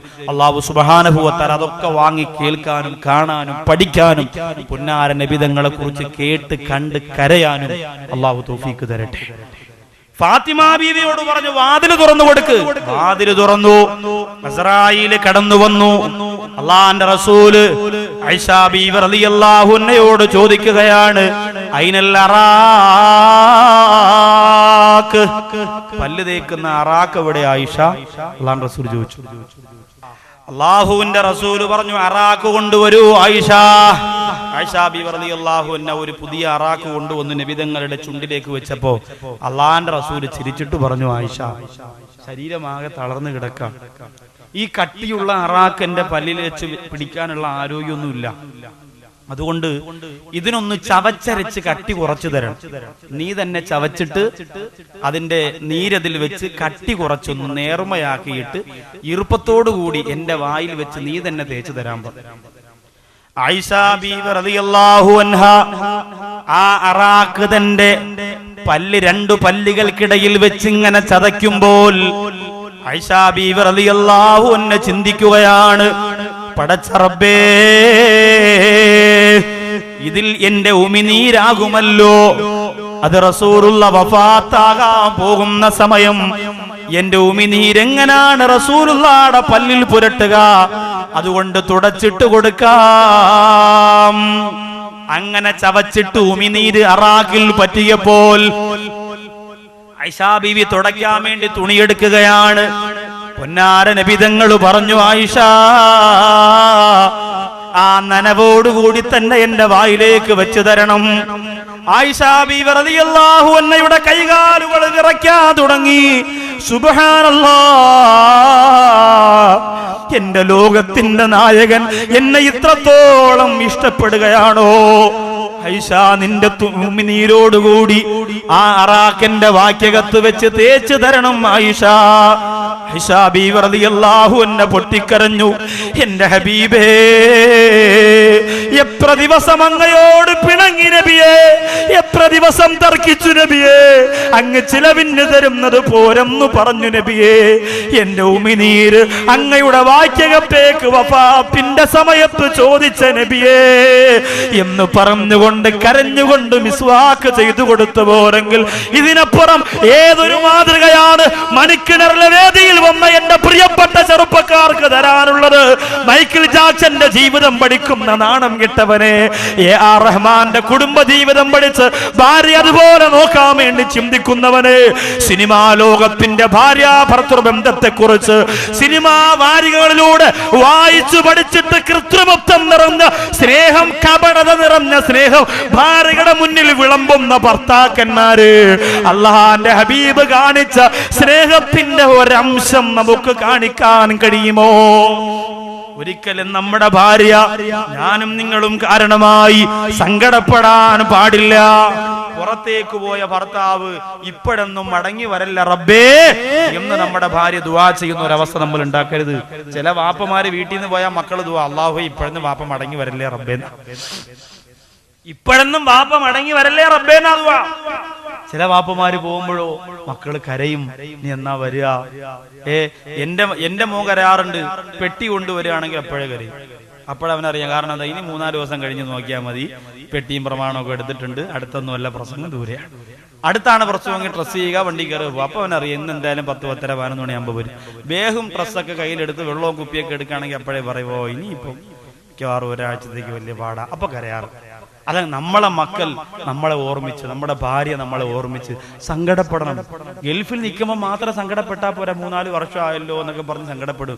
വന്ന് 3-4 ആഴ്ച മാത്രം വലിയ സന്തോഷം, അത് കഴിഞ്ഞ് ഇനി പോണില്ലേ എന്ന് ചോദിക്കുമ്പോൾ എല്ലാ സ്നേഹവും തീരും. അങ്ങനെ ആവരുത്. ഇനി ഭാര്യമാരുടെ കാര്യമാണ്. ഭാര്യമാരുടെ കാര്യം ആരോട് പറഞ്ഞതാണ്? ആരോട് പറഞ്ഞതാണ്? ലോകത്തിന്റെ നായകൻ തന്റെ പൊന്നുമോൾ, തന്റെ കരളിന്റെ കഷണമായ ഫാത്തിമത്തു സുഹ്റ റളിയല്ലാഹു അൻഹയോട് പറഞ്ഞുകൊടുത്ത ഉപദേശങ്ങളാണ്. അല്ലാതെ എവിടെന്നെങ്കിലും വാസുദേവൻ നായർ എഴുതിയ ബുക്കല്ല, ലോഹിതദാസിന്റെ തിരക്കഥയല്ല, മുഹമ്മദ് ബഷീറിന്റെ എഴുത്തല്ല. അള്ളാന്റെ ഹബീബ് തന്റെ പ്രിയപ്പെട്ട പൊന്നുമോൾക്ക് നിക്കാഹിന് മുമ്പ് പറഞ്ഞു കൊടുത്ത ഉപദേശങ്ങളാണ് എനിക്ക് മണിക്കിണറിലുള്ള എന്റെ പ്രിയപ്പെട്ട സഹോദരിമാരോട് പറഞ്ഞു തരാനുള്ളത്. ഈ ഉപദേശം കൊടുത്തില്ലെങ്കിലും ഫാത്തിമ ബീവി സ്വർഗത്തിലാണ്. ഈ ഉപദേശം കൊടുത്തില്ലെങ്കിലും ഫാത്തിമ ബീവി സ്വർഗത്തിലാ. കാരണം എന്താ? ഫാത്തിമ എന്ന പേരിന്റെ അർത്ഥം എന്താണ്? ഫാത്തിമ എന്ന പേരിന്റെ അർത്ഥം എന്താണ്? ലി അന്നല്ലാഹ ഫതമഹാ വഹജബഹാ അലന്നാർ. ഫാത്തിമ ബീവി റളിയല്ലാഹു അൻഹയെ അല്ലാഹു തന്നെ നരകത്തിന് നിഷിദ്ധമാക്കിയിരിക്കുകയാണ്. മഹദി, അങ്ങനെ ഒരു ശരീരമുണ്ടോ ലോകത്ത്? ഫാത്തിമ ബീവി എന്ന ഒരു വിഷയം തന്നെ, മഹിളകൾക്ക് മാതൃക എന്നൊരു വിഷയമുണ്ട്. ഒരു ദിവസവും 2 ദിവസമായിട്ട് പറയുന്ന വിഷയം. ഫാത്തിമ ബീവി റളിയല്ലാഹു തആല അൻഹയ്ക്ക് അള്ളാന്റെ ഹബീബ് നിക്കാഹിന് മുമ്പ് കൊടുത്ത ഉപദേശം. ഒരു വാപ്പ ഇതിൽ നിന്ന് എന്തു മനസ്സിലായി? എത്ര വലിയ ഉസ്താദിന്റെ മോളാണെങ്കിലും നിക്കാഹിന് മുമ്പ് ഉപ്പയുടെ വകയായിട്ട് കുറെ ഉപദേശം കൊടുക്കണം, ഉമ്മാടെ വകയായി കുറെ ഉപദേശം കൊടുക്കണം. നിങ്ങൾ കൊടുക്കുന്ന ഉപദേശങ്ങൾ എന്തൊക്കെയാ? ഉമ്മമാര് കൊടുക്കുന്ന ഉപദേശം എന്താ? മോളെ വിളിച്ചിട്ട് പറയും, മോളെ പാപ്പ കഷ്ടപ്പെട്ട് വാങ്ങിച്ചു തന്ന സ്വർണ്ണമൊക്കെയാണ്, അവിടെ കൊണ്ടുപോയി ഭർത്താവ് ചോദിക്കുമ്പോ ഊരി കൊടുക്കലും, ഭർത്താവിന്റെ അനിയൻ ചിരിച്ചൊക്കെ കാണിക്കും, ഊരി കൊടുക്കരുത്, മോതിരോന്ന് ഊരി കൊടുക്കരുത് എന്ന് പറയുന്ന ഉപദേശം അല്ലാതെ വേറെ എന്ത് നമ്മൾ കൊടുക്കാറുണ്ട്? ചിലപ്പോ പറയാറുണ്ടല്ലോ, നീ വെറുതെ ഒന്നുമല്ല വീട്ടിൽ പോയത്, അവിടെ പോയി ആവശ്യമില്ലാത്ത ജോലിയൊന്നും ചെയ്യാൻ നിൽക്കണ്ട, ബാത്റൂം എഴുവാനും അങ്ങേരെ ആപ്പായ കുളിപ്പിക്കാനും മലമൂത്രം എടുക്കാനും നീ നിൽക്കണ്ട, നീ മണിക്കിണറിലെ കരോട്ട ഖാദറിന്റെ ഇളയ മോളാന്ന് പറഞ്ഞു ഉറങ്ങി. ഇങ്ങനല്ല മോക്ക് ഉപദേശം കൊടുക്കേണ്ടത്. കരോട്ടൊക്കെ അവിടെ നിൽക്കും നിക്കാഹിന്റെ സമയത്ത്, അത് കഴിഞ്ഞാൽ പിന്നെ ഭർത്താവ് നോക്കും കാര്യങ്ങളൊക്കെ. പാപ്പാടെ കരോട്ടയും കൊണ്ട് അങ്ങോട്ട് ചെല്ലണ്ട. നബി സല്ലല്ലാഹു അലൈഹി വസല്ലമ തങ്ങളുടെ മുന്നിൽ ആയിഷ ബീവി റളിയല്ലാഹു അൻഹ വെപ്രാളത്തോടെ ശബ്ദം ഉയർത്തി സംസാരിച്ചു. അപ്പോ ആയിഷ ബീവി റളിയല്ലാഹു അൻഹ പിതാവാര അബൂബക്കർ സിദ്ദീഖ് റളിയല്ലാഹു അൻഹു വീടിന്റെ മുമ്പിലൂടെ പോവായിരുന്നു. നോക്കുമ്പോ മോൾ അകത്ത് തകർക്കാണ്. അബൂബക്കർ സിദ്ദീഖ് റളിയല്ലാഹു അൻഹു മുത്തുനബിയുടെ മുമ്പിലിരുന്ന് അല്പം പോലും ശബ്ദമുയർത്തി സംസാരിക്കൂല. ആ അബൂബക്കർ സിദ്ദീഖ് റളിയല്ലാഹു അൻഹു മോള് അകത്ത് കിടന്ന് അറമാദിക്കാണ് ഭർത്താവിന്റെ മുമ്പിൽ. ഇത് കണ്ടപ്പോ അബൂബക്കർ സിദ്ദീഖ് റളിയല്ലാഹു അൻഹു വാതിൽ അകത്തേക്ക് കടന്നിട്ട് പറഞ്ഞു, നബിയെ അടിച്ച് പൊട്ടിച്ചു കൊടുക്കട്ടെ നബി എന്ന് പറഞ്ഞ് കൈ ഉയർത്തി ആയിഷ ബീവി റളിയല്ലാഹു അൻഹയുടെ കരണക്കുറ്റിയൊക്കെ അടിക്കാൻ പോയപ്പോ അള്ളാന്റെ റസൂൽ കയറി ഇങ്ങനെ ഒരൊറ്റപ്പിടി.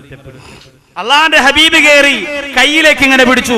എന്നിട്ട് പറഞ്ഞു, അബൂബക്കറേ, നീ വാപ്പയാണെങ്കിൽ ഞാൻ ഭർത്താവാണ്. വാപ്പാടെ ഡ്യൂട്ടി മോള് വീട്ടിൽ വരുമ്പോ വാപ്പ നോക്കിയാൽ മതി. ഇപ്പൊ ഇവിടത്തെ കാര്യം നോക്കേണ്ടത് ഞാനാണ്. അതുകൊണ്ട് എന്റെ ഭാര്യയെ നോക്കാൻ എനിക്കറിയാം, തല്ലാൻ പാടില്ല, പൊയ്ക്കോളാം. അബൂബക്കർ സിദ്ദീഖ് റളിയല്ലാഹു അൻഹു ചമ്മി പോയി, ഇറങ്ങിപ്പോയി. ആയിഷ ബീവി റളിയല്ലാഹു അൻഹ പറഞ്ഞു, നബിയെ ആ അടിയങ്ങാണം കിട്ടിയെന്നെങ്കിൽ അള്ളാടെ നബിയെ എന്തൊരു കയ്യാന്നറിയാം, നല്ല തഴമ്പ അടിച്ചു വിട്ടുകൊടുത്ത, നിങ്ങൾ എന്തിനാ തടഞ്ഞത് നബിയെ? അള്ളാന്റെ ഹബീബ് പറഞ്ഞു, ഞാൻ ഭർത്താവാണ്, എന്റെ മുമ്പിൽ വെച്ച് വേറെ ആരും നിന്റെ കാര്യത്തിൽ അധികാരം കാണിക്കാൻ പാടില്ല, എന്റെ ഉത്തരവാദിത്തമാണത്. അതുകൊണ്ട് ഭാര്യയുടെ വിഷയത്തിൽ ഭർത്താവിന് തന്നെയാണ് മുൻതൂക്കം തീരുമാനങ്ങൾ എടുക്കാൻ. അവിടെ പോണ്ടെന്ന് പറഞ്ഞാൽ പോണ്ട, വാപ്പയാണ് വീട്ടിൽ ചെന്നിരുന്ന് പറഞ്ഞാൽ മതി. ഭർത്താവ് പറഞ്ഞാ ഭർത്താവ്, അതിനാണ് ഭർത്താവ് എന്ന് പറയാ. അല്ലെങ്കിൽ പിന്നെ എന്റെ കാര്യമില്ലല്ലോ, കഷ്ടപ്പെട്ട് ചെലവിനെടുക്കേണ്ട കാര്യമില്ലല്ലോ. അപ്പൊ ഭർത്താവിന്റെ റോള് നന്നായിട്ട് അഭിനയിക്കണം. അത് ഏതെങ്കിലും ഒരു സാഹചര്യത്തിൽ മാത്രം പോരാ, എപ്പോഴും അങ്ങനെ ആയിരിക്കണം. അത് നമ്മൾ മറക്കരുത്. അപ്പോ ഈ ഒരവസ്ഥയിൽ എന്റെ സഹോദരങ്ങളെ, അല്ലാഹുവിന്റെ റസൂല് ഫാത്തിമ ബീവി റളിയല്ലാഹു അൻഹയോട് നിക്കാഹിന് മുമ്പ് പറഞ്ഞു കൊടുക്കുന്ന പ്രധാനപ്പെട്ട കാര്യങ്ങള് മണിക്കിണറിന്റെ പരിശുദ്ധ വേദിയിൽ വന്ന എന്റെ സഹോദരിമാരോട് ഞാൻ പറഞ്ഞു തരുമ്പോൾ, ഭർത്താവിന്റെ വിഷയത്തിൽ ഇന്നത്തെ രാത്രി മുതൽ ഇൻഷാ അല്ലാഹ് ഞാനത് പ്രാവർത്തികമാക്കും ഉസ്താദ്, 100% ഉറപ്പാണ് എന്ന് പറഞ്ഞുകൊണ്ട് വേണം ഇവിടെ നിന്ന് പോകാൻ. അല്ലാഹു തൗഫീഖ് തരട്ടെ. അല്ലാഹു അതിനുള്ള മഹാഭാഗ്യം നമ്മുടെ ഭാര്യമാർക്ക്, നമ്മുടെ ഉമ്മമാർക്ക്, നമ്മുടെ പെങ്ങന്മാർക്ക് അല്ലാഹു കൊടുക്കട്ടെ. വിവാഹപ്രായമായ പെൺകുട്ടികളും പഠിക്കണം. കാരണം അവർ കുടുംബജീവിതത്തിലേക്ക് കടക്കുമ്പോൾ ഇൻഷാ അല്ലാഹ് അതാണ് അവർ ചെയ്യാൻ പോകുക. അല്ലാഹുവിന്റെ റസൂല് പറഞ്ഞു കൊടുക്കുന്നു, ഒന്നാമത്തെ കാര്യം ഫാത്തിമ സ്വർഗമുറപ്പായ ഫാത്തിമാക്ക്, റസൂലുള്ളാഹിയുടെ കരളായ ഫാത്തിമ റളിയല്ലാഹു അൻഹയ്ക്ക് സ്വർഗത്തിന്റെ റാണിയായി സ്വർഗത്തിന്റെ കൊടി പിടിച്ചുകൊണ്ട് ആദ്യം കടന്നു പോകുമെന്ന് പറഞ്ഞ ഫാത്തിമ ബീവി റളിയല്ലാഹു അൻഹയോട് നബി തങ്ങൾ പറഞ്ഞു കൊടുക്കുകയാണ്.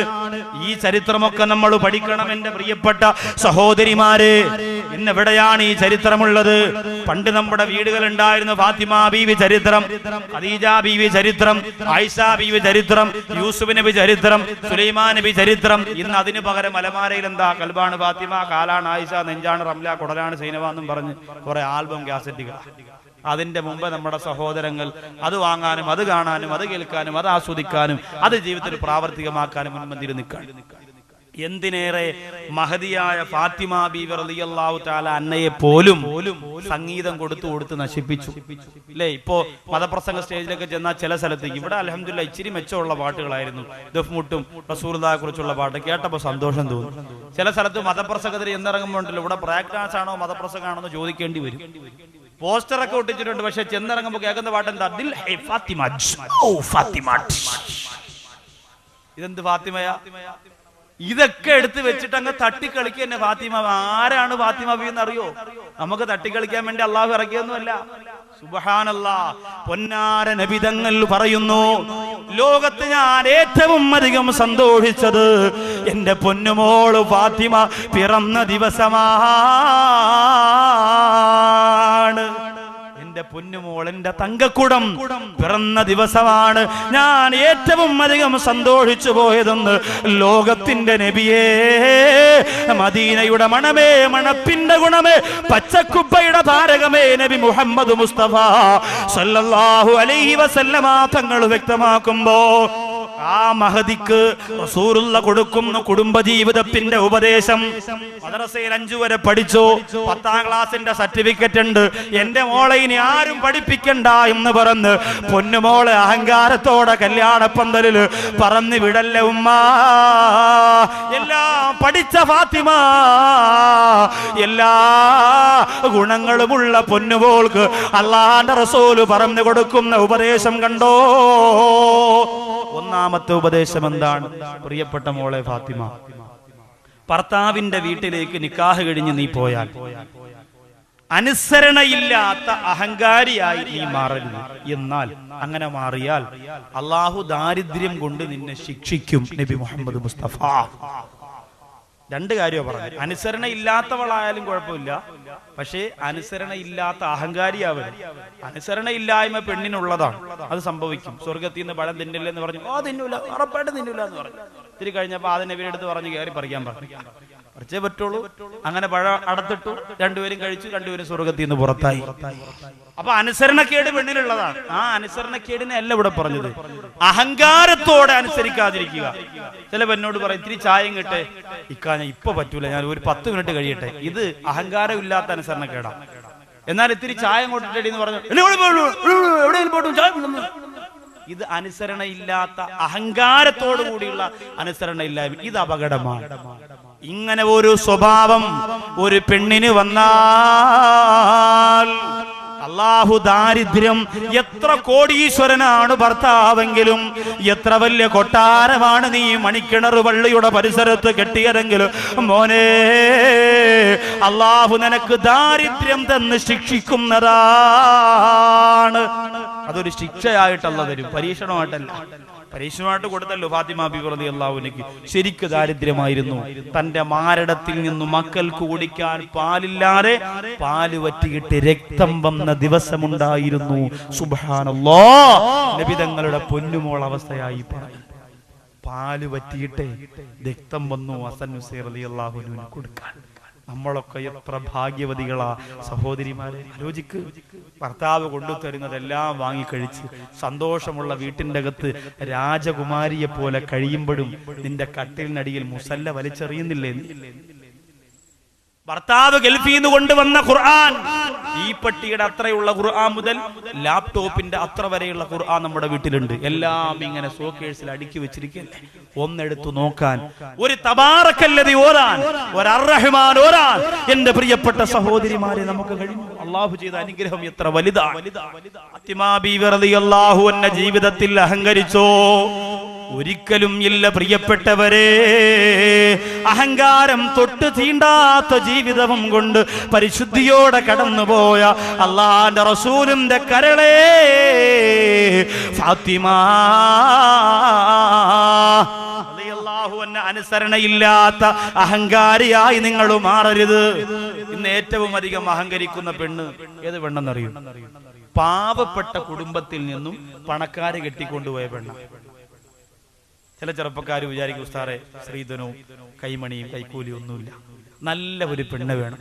അങ്ങനെ ചെന്നു, പെണ്ണ് കാണാൻ ചെന്നപ്പോൾ മഫ്തയെ കെട്ടി നിൽക്കണപ്പോ യോം വിചാരിച്ച് എവളക്കാലം വലിയ ദീൻ വേറെ ലോകത്തെങ്ങ് കാണൂല, അപ്പോഴേ കൈ കൊടുത്തു. അങ്ങനെ കൊണ്ടുവന്നു, സന്തോഷമായിട്ട് വന്നു. കുടിൽ നിന്ന് വലിയ വലിയ മാളികയിലേക്ക് ജീവിതം കൊണ്ടുവന്നു. അവിടെ വന്ന് സന്തോഷമായിട്ട് ജീവിക്കുമ്പോ 4 മൊബൈല്, 5 മെമ്മറി കാർഡ്, 100 സിം ഒക്കെ മച്ചെടുത്ത് കൊടുത്ത് സെറ്റപ്പായി. വീട്ടിൽ ലാപ്ടോപ്പ്, കമ്പ്യൂട്ടർ. കുടുംബ വീട്ടിലാണെങ്കിലോ റേഡിയോ പോലും ഇല്ല. ആകാശവാണിയിലെ വാർത്ത കേൾക്കുമ്പോൾ കൊള്ളിയാൻ മിന്നിയാണെങ്കിൽ വാർത്ത വരാൻ ആൾ അപ്പോഴേ വരിച്ചു പോകും. അങ്ങനത്തെ റേഡിയോ ഉണ്ട്. എന്നാൽ ഭർത്താവിന്റെ വീട്ടിലോ എല്ലാ സൗകര്യങ്ങളും, എല്ലാ സംവിധാനങ്ങളും. ഭാര്യയുടെ വീട്ടിൽ കുളിക്കാൻ കുളിമുറിയിൽ ഷവറാണെങ്കിൽ ഭർത്താവിന്റെ വീട്ടിൽ കുളിമുറിയിൽ ഷവറാണ്. അങ്ങനെ ഒരുപാട് മാറ്റം, ഒരുപാട് മാറ്റം. ഈ പെട്ടെന്ന് ഈ മാറ്റത്തിലേക്ക് വരുന്ന പെണ്ണ് പിന്നെ മൊത്തത്തിൽ ഒരു അഹങ്കാരത്തിന്റെ പ്രതീകമായി മാറാൻ സാധ്യതയുണ്ട്. അത് പെണ്ണുങ്ങൾ ശ്രദ്ധിക്കേണ്ട കാര്യം. പിന്നെ വീട്ടിൽ വരുമ്പോ തന്നെ നൊന്തു പ്രസവിച്ച ഉമ്മായെ കണ്ടാൽ അറിയൂല, ഉപ്പായെ കണ്ടാൽ അറിയൂല, തന്റെ കുടുംബത്തിന്റെ ഗതികേടോർത്ത് ചിന്തിക്കൂല, അതിനെ ഓർത്ത് സങ്കടമില്ല. പിന്നെ പെണ്ണിന് അഹങ്കാരത്തിന്റെ പ്രതീകമാണ്. പിന്നെ പെണ്ണ് ഉമ്മായോട് സംസാരിക്കുന്നതൊക്കെ ഇച്ചിരി ഇച്ചിരി ഇംഗ്ലീഷൊക്കെ കലർത്തിയിട്ടാണ്. വാപ്പാക്ക് ഗുഡല്ലേ? ഉമ്മ പറയും ഗുഡല്ല, പുട്ടാണ്. ഇതൊക്കെ ചോദിക്കുക. കാരണം എന്താ? ഇംഗ്ലീഷ് പറയുന്നത് അഹങ്കാരം എന്നല്ല ഞാൻ പറഞ്ഞത്, മറിച്ച് ഇത്രയും നാളും തന്റെ ഉമ്മയോട് സംസാരിച്ച രീതിയല്ല, പിന്നെ ഇച്ചിരി മെച്ചപ്പെട്ട ഒരു മോഡലിലൊക്കെയാണ് വീട്ടിൽ വരികയും സംസാരിക്കുകയും ചെയ്യുക. ഇതൊരു പെണ്ണിന് ചേർന്നതല്ല, ഇതൊരു പെണ്ണിന് ചേർന്നതല്ല. അതുകൊണ്ട് എന്റെ പ്രിയപ്പെട്ട ഉമ്മമാരെ, മക്കൾക്ക് പറഞ്ഞു കൊടുക്കേണ്ടത് നിങ്ങളാണ്, പഠിപ്പിച്ചു കൊടുക്കേണ്ടത് നിങ്ങളാണ്. പെണ്ണഹങ്കരിച്ചാൽ വല്ലാത്ത അപകടമാണ് മോളെ. അല്ലാഹുവിന്റെ റസൂല് പറയുന്നു, മൻ തകബ്ബറ വലഅഹുല്ലാഹ്, മൻ തകബ്ബറ വലഅഹുല്ലാഹ്. ആര് അഹങ്കരിക്കുന്നുവോ കരുണക്കടലാറ പടച്ച റബ്ബ് അവരെ താഴ്ത്തുന്നതാ, അവരെ നശിപ്പിക്കുന്നതാ. ലോകത്താര് അഹങ്കരിച്ചിട്ടുണ്ടോ അവരൊക്കെയും നശിച്ചിട്ടുണ്ട്. സിനിമാ നടി സൗന്ദര്യം എവിടെ? സിനിമാ നടി സൗന്ദര്യം എവിടെ? അഭിമുഖത്തിൽ പറഞ്ഞതല്ലേ, 100 കൊല്ലം എന്റെ സൗന്ദര്യത്തിന് ഒരു കേടുപാടും വരൂല എന്ന അഭിമുഖത്തിൽ സൗന്ദര്യ എന്ന സിനിമാ നടി പറഞ്ഞു.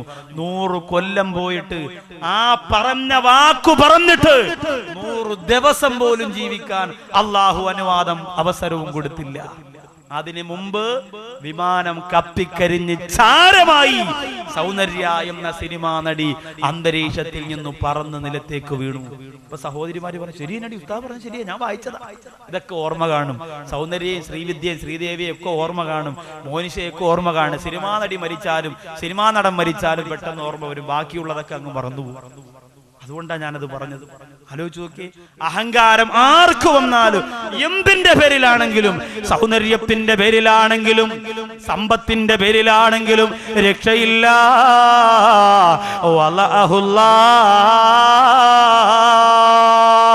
അവരെ അല്ലാഹു തരം താഴ്ത്തും, നശിപ്പിക്കും.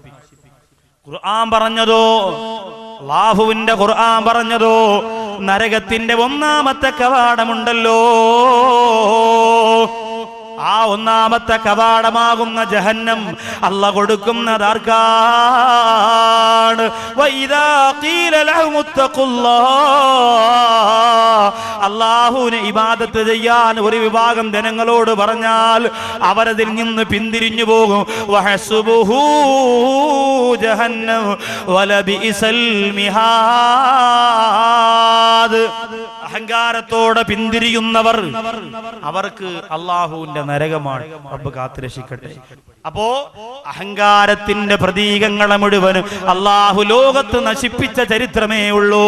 അതുകൊണ്ട് പെണ്ണ് അഹങ്കരിച്ചാൽ പിന്നെ വീട്ടിന്റെ അകത്ത് കിടന്ന ഒരു ആട്ടമാണ്. പാത്രം പെറുക്കി എറിയുന്നു, അത് പെറുക്കി എറിയുന്നു. നിങ്ങൾ അങ്ങനെ എങ്ങനെ പെണ്ണിന്റെ ശബ്ദം അടങ്ങി ഒതുങ്ങി വീട്ടിനകത്ത് നിൽക്കണം. ഇങ്ങനെ അഹങ്കരിക്കാൻ പാടില്ല. ഒരിക്കലും ഒരു വീട്ടിലും പെണ്ണ് അഹങ്കരിക്കാൻ പാടില്ല. പെണ്ണിനൊരു വില കൂടിയ ചെരുപ്പ് കിട്ടിയാൽ പിന്നെ 10 പേര് കാണുന്ന രീതിയിൽ അഹങ്കാരത്തോടുകൂടി നടക്കൂ. ഈ ചിന്ത വരരുത്. വില കൂടിയതൊക്കെ ധരിച്ചു, ചിന്ത വരരുത്. പിന്നെ എത്ര മോശമായ വസ്ത്രധാരണ രീതികൾ. ഇതൊക്കെ ഇടുമ്പോ ചില സഹോദരിമാർക്ക് അഹങ്കാരം വരും.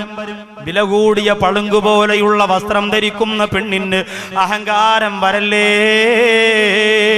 വർണ്ണ തെളിവൊളി മികവേറും മണിമച്ചിൽ സ്വർണ്ണ താമരകത്തിൽ സുന്ദരി ഖദീജത്തിൽ കുബ്ര സ്വപ്നം കണ്ടിരിക്കുന്നുണ്ടേ. സുന്ദരി ഖദീജത്തിൽ കുബ്ര സ്വപ്നം കണ്ടിരിക്കുന്നുണ്ടേ. ഷാമിൽ കച്ചവടപ്പിന് പോയി മുഹമ്മദ് സല്ലല്ലാഹ്. ഷാമി കഴിക്കാനായി കാത്ത് ഖദീജ റളിയല്ലാഹ്. കണ്ണിൽ എണ്ണയൊഴിച്ച് കാലെ കൂട്ടി ഒരുങ്ങിയിരുന്ന് നോക്കി കണ്ണ് കടച്ചു കുഴഞ്ഞല്ലോ. ലോകത്ത് ഏറ്റവും കൂടുതൽ അഹങ്കരിക്കാ അർഹതപ്പെട്ട പെണ്ണാരാ? റസൂലുള്ളാഹിയുടെ മനസ്സിന്റെ പ്രീതി പിടിച്ചു പറ്റിയ ഖദീജ ബീവി റളിയല്ലാഹു അൻഹാ. അവസാനമോ അഹങ്കരിച്ചോ? പ്രിയപ്പെട്ടവരെ, എല്ലാ നബിതങ്ങൾക്ക് വാരിക്കോരി, ദീനിന് വേണ്ടി വാരിക്കോരി, യുദ്ധത്തിൽ പെട്ടുപോയവർക്ക് തന്റെ സമ്പാദ്യം മുഴുവനും കൊടുത്തു. ലോകത്തിന്ന് വരെ ഒരു പെണ്ണിനും ഖദീജ ബീവിക്ക് അല്ലാഹു കൊടുത്ത സമ്പാദ്യം പടച്ച റബ്ബ് കൊടുത്തിട്ടില്ല. ഈ ഖദീജ ബീവിയെയും കാണാം. ഹജ്ജിന് പോകുന്നവർക്ക് ആ ഖബർ കാണാം. സുബ്ഹാനല്ലാഹ്, പച്ച മണ്ണിൽ കിടക്കുന്ന ഖദീജ ബീവി റളിയല്ലാഹു അൻഹയുടെ ആ മഖാമിനടുത്ത് പോയാൽ അറിയാതെ കണ്ണു നിറഞ്ഞു പോകും. നബിതങ്ങൾ ഒരുപാട് സ്നേഹിച്ച പൊന്നുമോളെ, അല്ലാഹുവിന്റെ റസൂലിന്റെ മനസ്സിന്റെ പൊരുത്തം വാങ്ങിയ പ്രിയപ്പെട്ടവളായിരുന്നു ഖദീജ. മരണപ്പെടുന്ന സമയത്തോ കഫം പുടവ തികഞ്ഞില്ല. ഇദ്ഖർ പുല്ലെന്ന് പറയുന്ന പുല്ല് കൊണ്ടുവന്ന് കാലിൽ വെച്ച് കണ്ണീരോടെ അല്ലാഹുവിന്റെ റസൂൽ കഫം പൊതിഞ്ഞു പൂർത്തിയാക്കി. ഇത് പ്രസംഗത്തിന്റെ മുഞ്ചിനു വേണ്ടിയുള്ള വാക്കല്ല. അല്ലാഹുവിന്റെ ഹബീബ് സ്വല്ലല്ലാഹു അലൈഹി വസല്ലമ തങ്ങൾ ചെയ്ത കാര്യമാണ്. ആലോചിക്കണം. അഹങ്കരിക്കാൻ എന്ത് യോഗ്യത എനിക്കും നിങ്ങൾക്കുമുണ്ട്? നിങ്ങൾ ചിന്തിച്ച്, എന്ത് യോഗ്യത എനിക്കും നിങ്ങൾക്കുമുണ്ട് അഹങ്കരിക്കാൻ? എല്ലാവരും വലിയ ഇച്ചിരി കാശുണ്ടാക്കിയാൽ പിന്നെ പള്ളി വേണ്ട, പള്ളിക്കൂടം വേണ്ട, മദ്രസ വേണ്ട, ഒന്നും വേണ്ട. എല്ലാ മേഖലയിലും പിടികൂടിയിരിക്കുകയാണ് ഈ അഹങ്കാരം. എന്തർഹത നമുക്കുണ്ട്? എന്റെ നാട്ടിൽ അബ്ദുൽ ഫത്താഹ് ഉസ്താദ് എന്ന് പറയുന്ന ഒരു ഉസ്താദിന്റെ ഭാര്യ 4 മക്കളുണ്ട് അവർക്ക്. അവര് മരിച്ചത് എങ്ങനെയാണെന്നറിയോ? കിഡ്നി തകരാറ് വന്നിട്ടല്ല, ക്യാൻസർ വന്നിട്ടല്ല, പനി വന്നിട്ടാ. പനി 10 ദിവസം പനി പിടിച്ച് കിടന്നു. 11 മയ്യത്ത് വീട്ടിൽ കൊണ്ടുവന്നു. 4 മക്കളിൽ മൂത്തയാള് ഖുർആൻ ഹിഫ്ള് പഠിക്കുകയാണ്. പിന്നീട് ഞാൻ അവരെ കണ്ടപ്പോൾ ഒരുപാട് നാളായില്ല, 3-4 മാസത്തിനകത്തേ ആയിട്ടുള്ളൂ. പിന്നീട് ആ പിതാവായ എന്റെ സുഹൃത്തിനെ കണ്ടപ്പോ എങ്ങനെയുണ്ട്? അപ്പോൾ പറയുകയാണ്, എന്റെ പൊന്നുമോൻ കുളിക്കുന്നതിന് വേണ്ടിയല്ലാതെ, ഭക്ഷണം കഴിക്കുന്നതിന് വേണ്ടിയല്ലാതെ, മലമൂത്ര വിസർജനത്തിന് വേണ്ടിയല്ലാതെ എന്റെ തങ്കക്കുടം ഖുർആൻ നിലത്ത് വെച്ചിട്ടില്ല. ഓരോ അധ്യായം ഓതി തീരുമ്പോഴും ഇതെന്റെ ഉമ്മിച്ചാടെ ഖബറിലെത്തിക്കണേ റബ്ബേ, ഇതെന്റെ ഉമ്മാടെ ഖബറിൽ കൊടുക്കണം, എന്റെ ഉമ്മിച്ചാന്റെ ഖബറിൽ കൊടുക്കണം. എന്നെ പൊന്നുപോലെ നോക്കിയ എന്റെ ഉമ്മാന്റെ ഖബറിന്റെ കത്ത് കൊടുക്കണമെന്ന് ആ പൊന്നുമോൻ 14 വയസ്സിനകത്ത് പ്രായമുള്ള ആ പൊന്നുമോന് പറഞ്ഞു പോകുന്നെങ്കിൽ എന്റെ മണിക്കിണറിലെ ഉമ്മ, നീ മരിക്കുമ്പോ ഖുർആനിന്റെ ഒരായത്തോരാൻ ഒരു കുഞ്ഞിനെ നിനക്കെടുക്കാനുണ്ടോ? എത്ര മക്കളെ പ്രസവിച്ചു ഉമ്മ. അവിടെയാണ് നമ്മുടെ പരാജയം. അവിടെയാണ് ഒന്നിനും ഒരു കുറവില്ല. ഏറ്റവും വലിയ കുറവ് അവിടെയാണ് നമുക്ക് വരുന്നത്. ആലോചിക്കണം. അള്ളാഹു നല്ല മക്കളെ തരട്ടെ. നമ്മൾ മരിച്ചാൽ ഖുർആൻ ഓതുന്ന, സ്വലാത്തു ചൊല്ലി ദുആ ചെയ്യുന്ന കുടുംബത്തെ, മക്കളെ അള്ളാഹു നമുക്ക് തരട്ടെ. അതുകൊണ്ട് അഹങ്കരിക്കാൻ ഒരു യോഗ്യതയും നമുക്കില്ല. 100 കോടിയല്ല, 1000 കോടിയല്ല, ലക്ഷക്കണക്കിന് കോടി രൂപ നിങ്ങൾ സമ്പാദിച്ചാലും അഹങ്കരിക്കാനുള്ള യോഗ്യതയില്ല. അതൊക്കെ സെക്കൻഡുകൾ കൊണ്ട് അസ്തമിച്ചു പോകും. അതിന് അള്ളാഹുവിന് അറിയാലോ. ചെറിയ രോഗം പോലെ എല്ലാം കഴിയും. അള്ളാഹു കാത്തിരക്ഷിക്കട്ടെ. അതുകൊണ്ട് അഹങ്കാരത്തിന് നിൽക്കണ്ട. അള്ളാന്റെ റസൂൽ അഹങ്കരിച്ചിട്ടില്ല. ലോകത്തിന്റെ നായകൻ തന്റെ പുഞ്ചിരി കൊണ്ടാണ് ലോകത്ത് ജനങ്ങളെ കൊണ്ടുവന്നത്.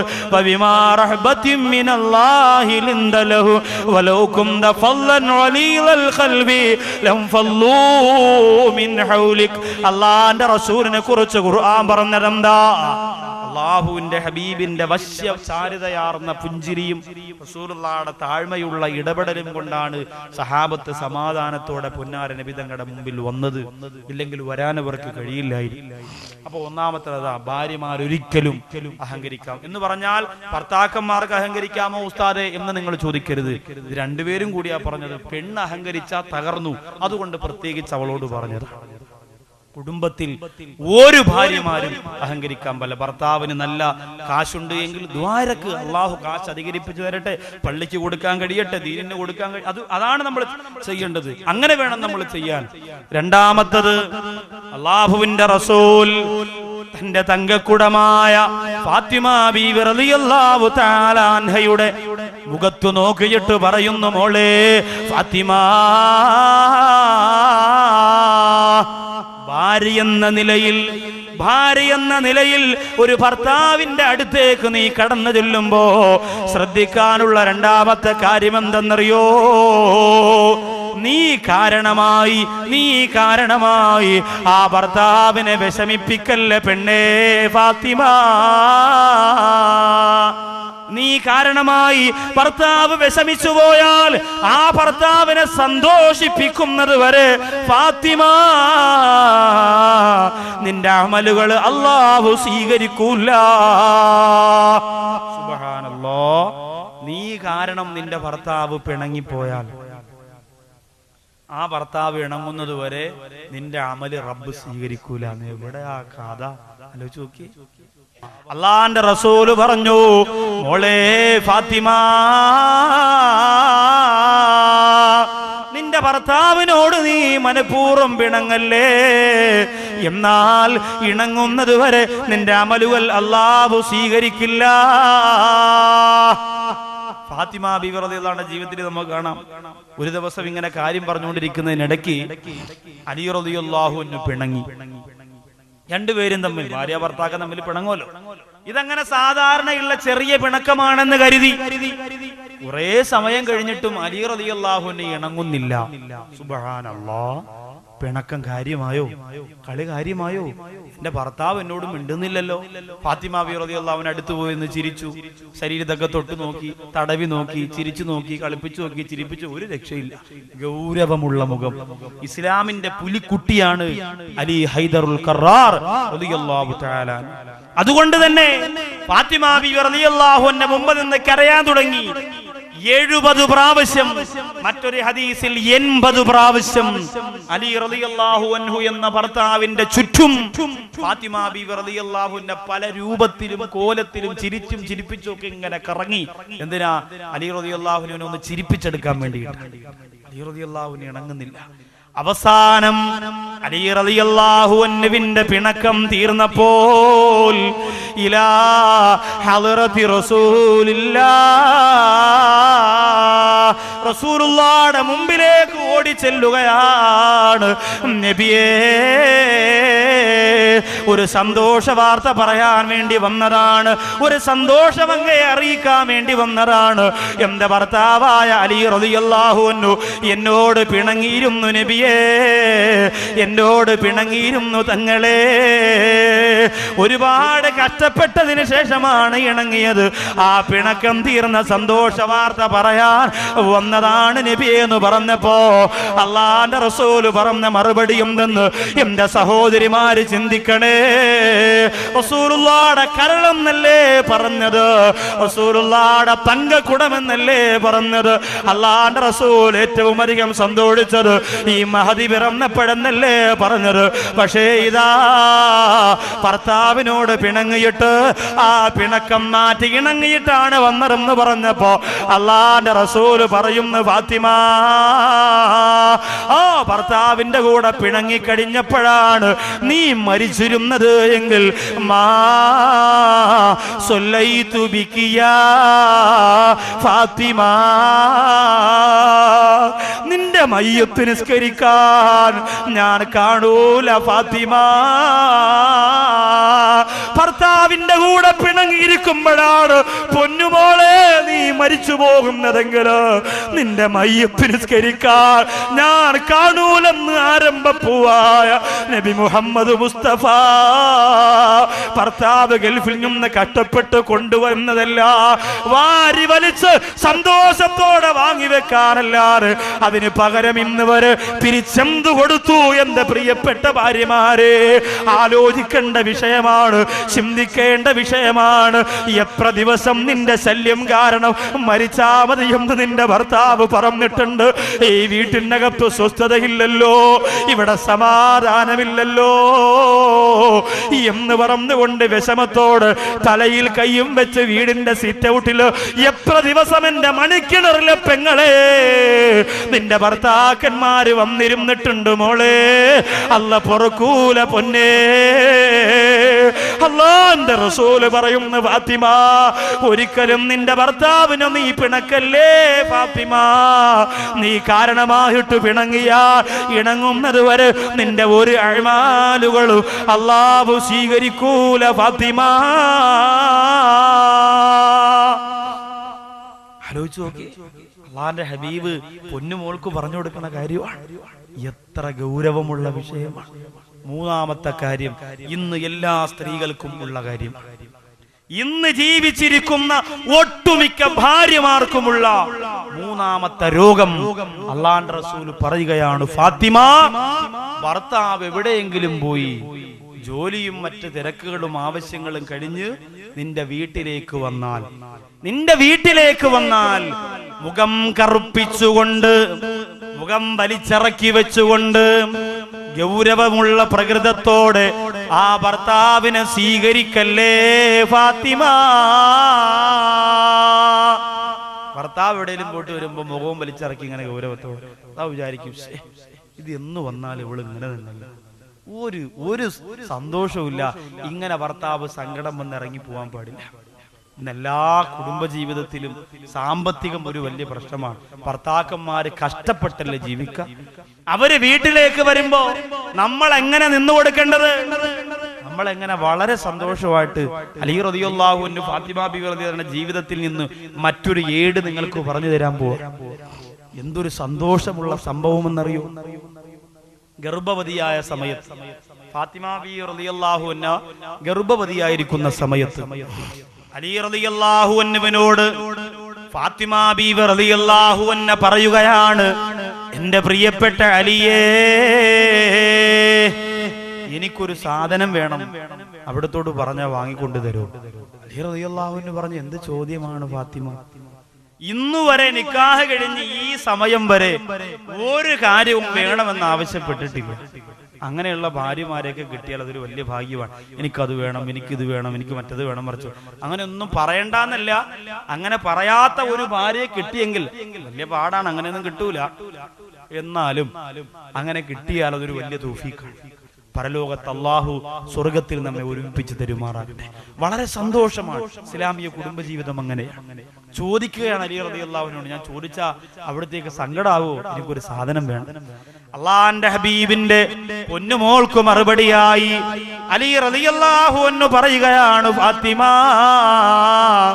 എന്താണ് നിനക്ക് ആവശ്യമുള്ളത്? ഗർഭവതിയായ ഫാത്തിമ ബീവി റളിയല്ലാഹു അൻഹ പറഞ്ഞു, റുമ്മാമ്പഴം കഴിച്ചാൽ കൊള്ളാമെന്നുണ്ട്.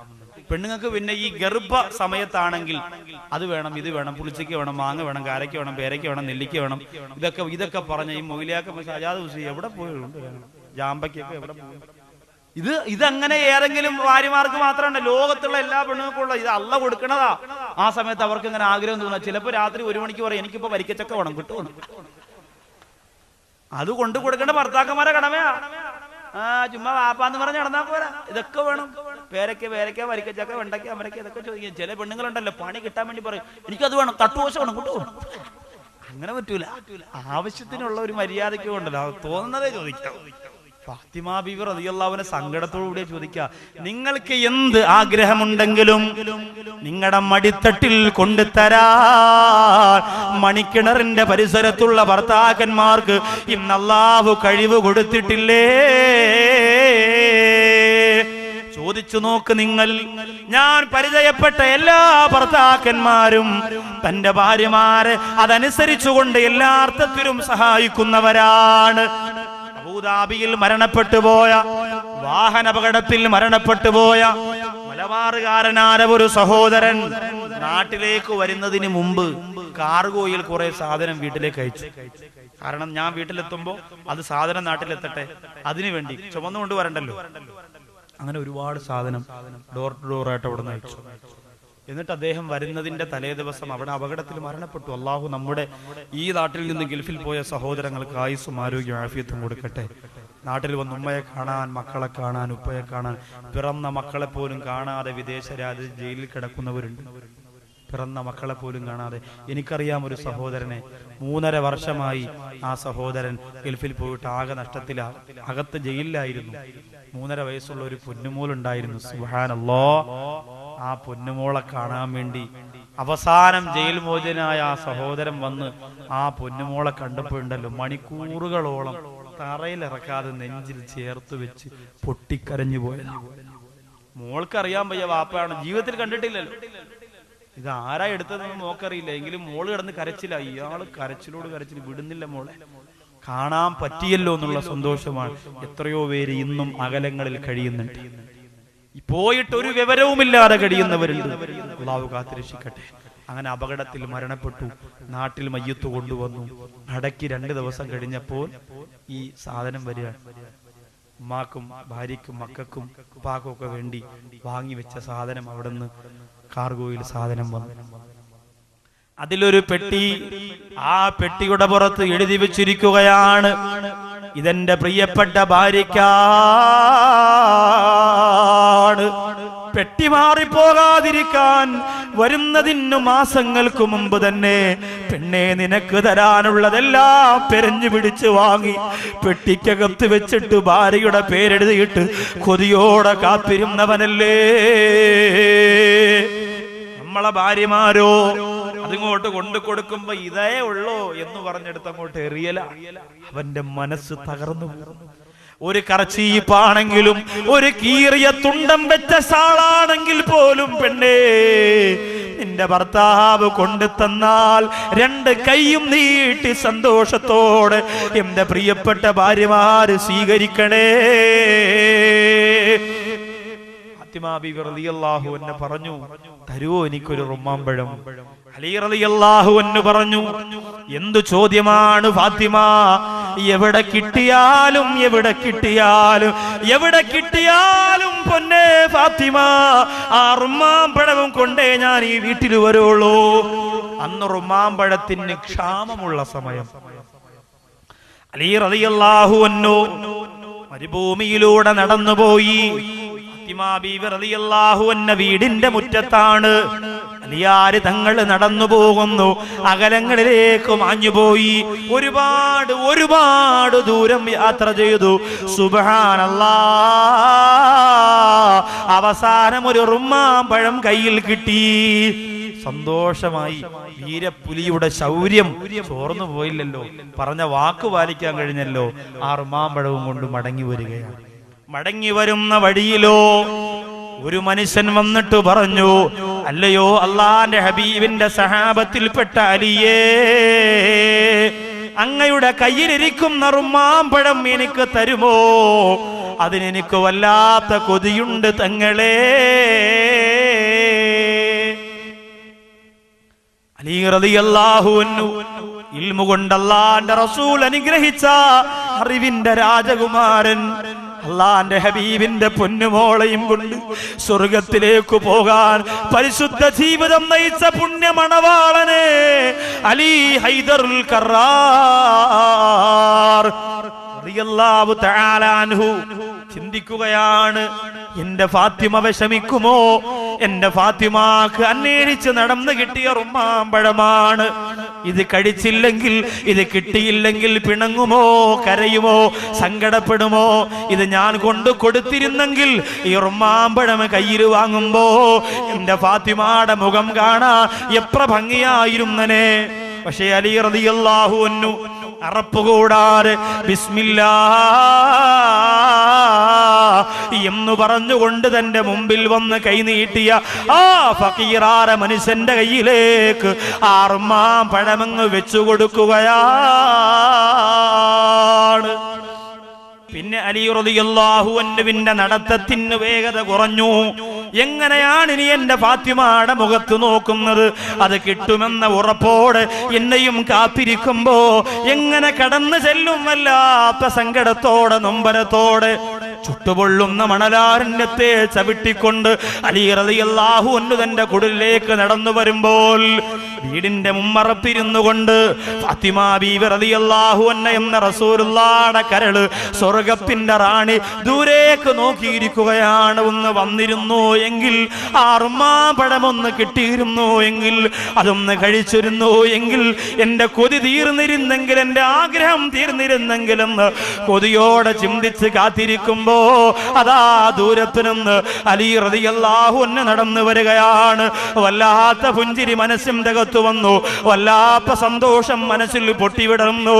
നോക്കുമ്പോ, അടുത്തടുത്ത് വരുമ്പോ അലി റളിയല്ലാഹു അൻഹുവിന്റെ കൈകളിൽ ഒന്നുമില്ല. സുബ്ഹാനല്ലാഹ്, വലത്തെ കയ്യിലൊന്നുമില്ല, ഇടത്തെ കയ്യിലൊന്നുമില്ല. റബ്ബേ എന്നെ നിരാശപ്പെടുത്തിയോ റബ്ബേ. ഫാത്തിമ ബീവി റളിയല്ലാഹു തആല അൻഹയുടെ കണ്ണുകൾ പൊട്ടി ഒഴുകി. ആദ്യമായി തന്റെ പ്രിയപ്പെട്ടവനോട് പറഞ്ഞ ഒരാഗ്രഹമല്ലേ, മണിക്കിണറിലെ പെങ്ങളെ, നിങ്ങളാണെങ്കിൽ ഏറവസ്ഥയാണ് പെങ്ങളെ, നിങ്ങൾ ചിന്തിക്കണം. അത് ചിന്തിക്കാൻ വേണ്ടി നിങ്ങളോട് പറയുകയാണ്. നിങ്ങളുടെ ഭർത്താവിനോട് നിങ്ങൾ അത്ര താല്പര്യത്തോടെ ഒരു ആഗ്രഹം പറഞ്ഞു, അത് നിങ്ങളുടെ ഭർത്താവ് രാത്രി വരുമ്പോ മറന്നുപോയി പെണ്ണേ എന്ന് പറഞ്ഞാ നിങ്ങൾ പിണങ്ങൂലേ? നിങ്ങൾ തർക്കിക്കൂലേ? നിങ്ങൾ പിണക്കം നടിക്കൂലേ? നിങ്ങൾ ഭക്ഷണം കഴിക്കാതെ കിടക്കൂലേ? നിങ്ങൾ ദിവസങ്ങളോളം മുഖം വലിച്ചിറക്കൂലേ? നിങ്ങൾ കണ്ണുരുട്ടൂലേ? അല്ലാഹുവിന്റെ ഹബീബിന്റെ പൊന്നുമോള് പൊട്ടിക്കരഞ്ഞപ്പോൾ ചിന്തിക്കുകയാണ്, റബ്ബേ കരയാൻ പാടില്ലല്ലോ. എന്റെ ഹബീബ് പറഞ്ഞതെന്താണ്? എന്റെ നിക്കാഹിന് മുമ്പ് എന്റെ പ്രിയപ്പെട്ട ഉപ്പ എന്നോട് പറഞ്ഞതെന്താണ്? ഫാത്തിമ, നിന്റെ ഭർത്താവ് എവിടെ പോയി, ഏത് യാത്ര കഴിഞ്ഞ് ജോലി കഴിഞ്ഞു മടങ്ങി വന്നാൽ മുഖം കറുപ്പ് കറുപ്പിച്ചുകൊണ്ട് കണ്ണീരോടെ സങ്കടത്തോടെ സ്വീകരിക്കല്ലേ ഫാത്തിമ എന്നല്ലേ പറഞ്ഞിരുന്നത്. പിന്നെ എങ്ങനെയാണ് കരഞ്ഞുകൊണ്ട് സ്വീകരിക്കുന്നത്? ഫാത്തിമ ബീവി റളിയല്ലാഹു തആല കണ്ണീര് തുടയ്ക്കുകയാണ്. അലി റളിയല്ലാഹു അൻഹു അടുത്തെത്തിയപ്പോ ഫാത്തിമ ബീവി നോക്കുന്ന കൈകളിൽ റുമ്മാമ്പഴമില്ല. അലി റളിയല്ലാഹു അൻഹുവിനെ പുഞ്ചിരിച്ചുകൊണ്ട് സ്വീകരിച്ചുകൊണ്ട് ഫാത്തിമ ബീവി റളിയല്ലാഹു അൻഹ പറയുന്നു, വേണ്ട അലിയേ, ഈ കിട്ടാത്തതിൽ എനിക്ക് സങ്കടമില്ല, നിങ്ങൾ വിഷമിക്കല്ലേ, നിങ്ങൾ വിഷമിക്കല്ലേ. ആ ഒരു വാക്കു മാത്രമാണ് പറഞ്ഞു പോയതെങ്കിൽ എന്റെ മണിക്കിണറിലെ എത്ര ഭാര്യമാര് ഭർത്താക്കന്മാരോട് ആവശ്യമില്ലാതെ പിണങ്ങയിട്ടുണ്ട് പെണ്ണ്, നിന്റെ പ്രിയതമനോട് ആവശ്യമില്ലാതെ എത്ര രാത്രികളില് തർക്കിച്ചിട്ടുണ്ട് പെണ്ണേ. കരഞ്ഞുപോയ കണ്ണീര് തുടച്ചുകൊണ്ട് ലോകത്തിന്റെ നായകന്റെ പൊന്നുമോള് പറയുന്നു, അലിയെ നിങ്ങൾ സങ്കടപ്പെടല്ലേ, നിങ്ങൾ വിഷമിക്കല്ലേ, നിങ്ങൾ വേദനിക്കല്ലേ. അലി റളിയല്ലാഹു അൻഹു പറഞ്ഞു, ഫാത്തിമ വഴിയിൽ വെച്ച് റുമ്മാമ്പഴം എനിക്ക് കിട്ടിയതാണ്, പക്ഷേ ഒരാൾ ചോദിച്ചപ്പോ എനിക്ക് കൊടുക്കേണ്ടി വന്നു ഫാത്തിമ. ആ കാര്യം കേട്ടപ്പോ ഫാത്തിമ ബീവി റളിയല്ലാഹു അൻഹ പറയുകയാണ്, അയാൾക്ക് നിങ്ങൾ ഒരു റുമ്മാമ്പഴമാണ് കൊടുത്തതെങ്കിൽ സ്വർഗത്തിന്റെ 10 റുമ്മാമ്പഴം തിന്ന രുചി എന്റെ നാവിൽ വന്നു അലിയേ. ആ ഒരു റുമ്മാമ്പഴം പോട്ടെ, അതിന് പകരം എന്റെ റഹ്മാനായ പടച്ച റബ്ബ് സ്വർഗത്തിന്റെ 10 റുമ്മാമ്പഴം എനിക്ക് തന്നതിന്റെ സ്വാദ് ഞാൻ അറിയുന്നു അലിയേ എന്ന് ഫാത്തിമ ബീവി റളിയല്ലാഹു തആല അൻഹ അലിയാര് തങ്ങളോട് പറഞ്ഞു പോരെങ്കിൽ, എന്റെ പ്രിയപ്പെട്ട സഹോദരിമാരെ, കുടുംബജീവിതം കളിയല്ല, ഭർത്താവുമൊത്തുള്ള ജീവിതം തമാശയല്ല. നിന്റെ മനസ്സും തമ്മിൽ ചേർന്നുകൊണ്ട് അല്ലാഹ് പൊരുത്തപ്പെട്ട രീതിയിലൂടെ ജീവിതം മുന്നോട്ട് കൊണ്ടുപോയ സന്തോഷമാണ് മോളെ. മാത്രമല്ല അല്ലാഹുവിന്റെ റസൂല് പറയുകയാണ്, ഭർത്താവിന്റെ തൃപ്തിയുള്ള, ഭർത്താവിന്റെ പൊരുത്തമുള്ള ഭാര്യ അവൾ ജീവിച്ചിരിക്കുമ്പോ തന്നെ പറന്നു പോകുന്ന പറവകൾ അവൾക്ക് വേണ്ടി പ്രാർത്ഥിക്കുമെന്നാണ് വാനലോകത്തിന്റെ മാലാഖമാര് പ്രാർത്ഥിക്കുന്നു. സമുദ്രത്തിന്റെ അടിയിലൂടെ ഊളിയിടുന്ന മത്സ്യങ്ങൾ പ്രാർത്ഥിക്കുന്നു, പെണ്ണ് അത് നിനക്ക് ലഭിച്ച ഭാഗ്യമല്ലേ. ഭർത്താവിനോട് മുഖം കറുപ്പിക്കാറ്, ഭർത്താവിനോട് തർക്കിച്ചു കയറാറ്, ഭർത്താവിനോട് വഴക്കിടാറ്, ഭർത്താവിനെ സങ്കടപ്പെടുത്താറ്, സന്തോഷത്തോടെ ജീവിച്ചോ എന്റെ പ്രിയപ്പെട്ട പെങ്ങളെ. അല്ലാഹു അതിനുള്ള മഹാഭാഗ്യം നമുക്ക് തന്ന് അനുഗ്രഹിക്കുമാറാകട്ടെ. അടുത്ത കാര്യം അല്ലാഹുവിന്റെ റസൂല് പറയുന്നത് പ്രസവവുമായി ബന്ധപ്പെട്ട്. അള്ളാന്റെ ഹബീബ് പറയുന്നു, ഒരു ഫാത്തിമ ബിബി റളിയല്ലാഹു അൻഹയോട് പറയുന്നു, ഒരു പെണ്ണ് പ്രസവിച്ചാൽ ആ കുഞ്ഞിന് 2 വയസ്സ് വരെ പാല് കൊടുത്ത് ആ കുഞ്ഞുമായി സന്തോഷമായിട്ട് കഴിയുന്ന 2 വർഷക്കാലം ഭർത്താവിനെ സങ്കടപ്പെടുത്താതിരുന്നാൽ ഷഹീദിന്റെ കൂലി ഒരു ഭാര്യക്ക് ലഭിക്കുമെന്ന് അല്ലാഹുവിന്റെ നബി മുഹമ്മദ് മുസ്തഫ സല്ലല്ലാഹു അലൈഹി വസല്ലമ തങ്ങൾ പറയുകയാണ്. സഹോദരിമാരെ ആലോചിച്ച്, ഭർത്താവിന്റെ പൊരുത്തത്തിൽ ഗർഭവതിയായിരിക്കുമ്പോഴും ഭർത്താവിനോട് തർക്കിച്ചില്ല, പ്രസവിച്ചപ്പോഴും തർക്കിച്ചില്ല.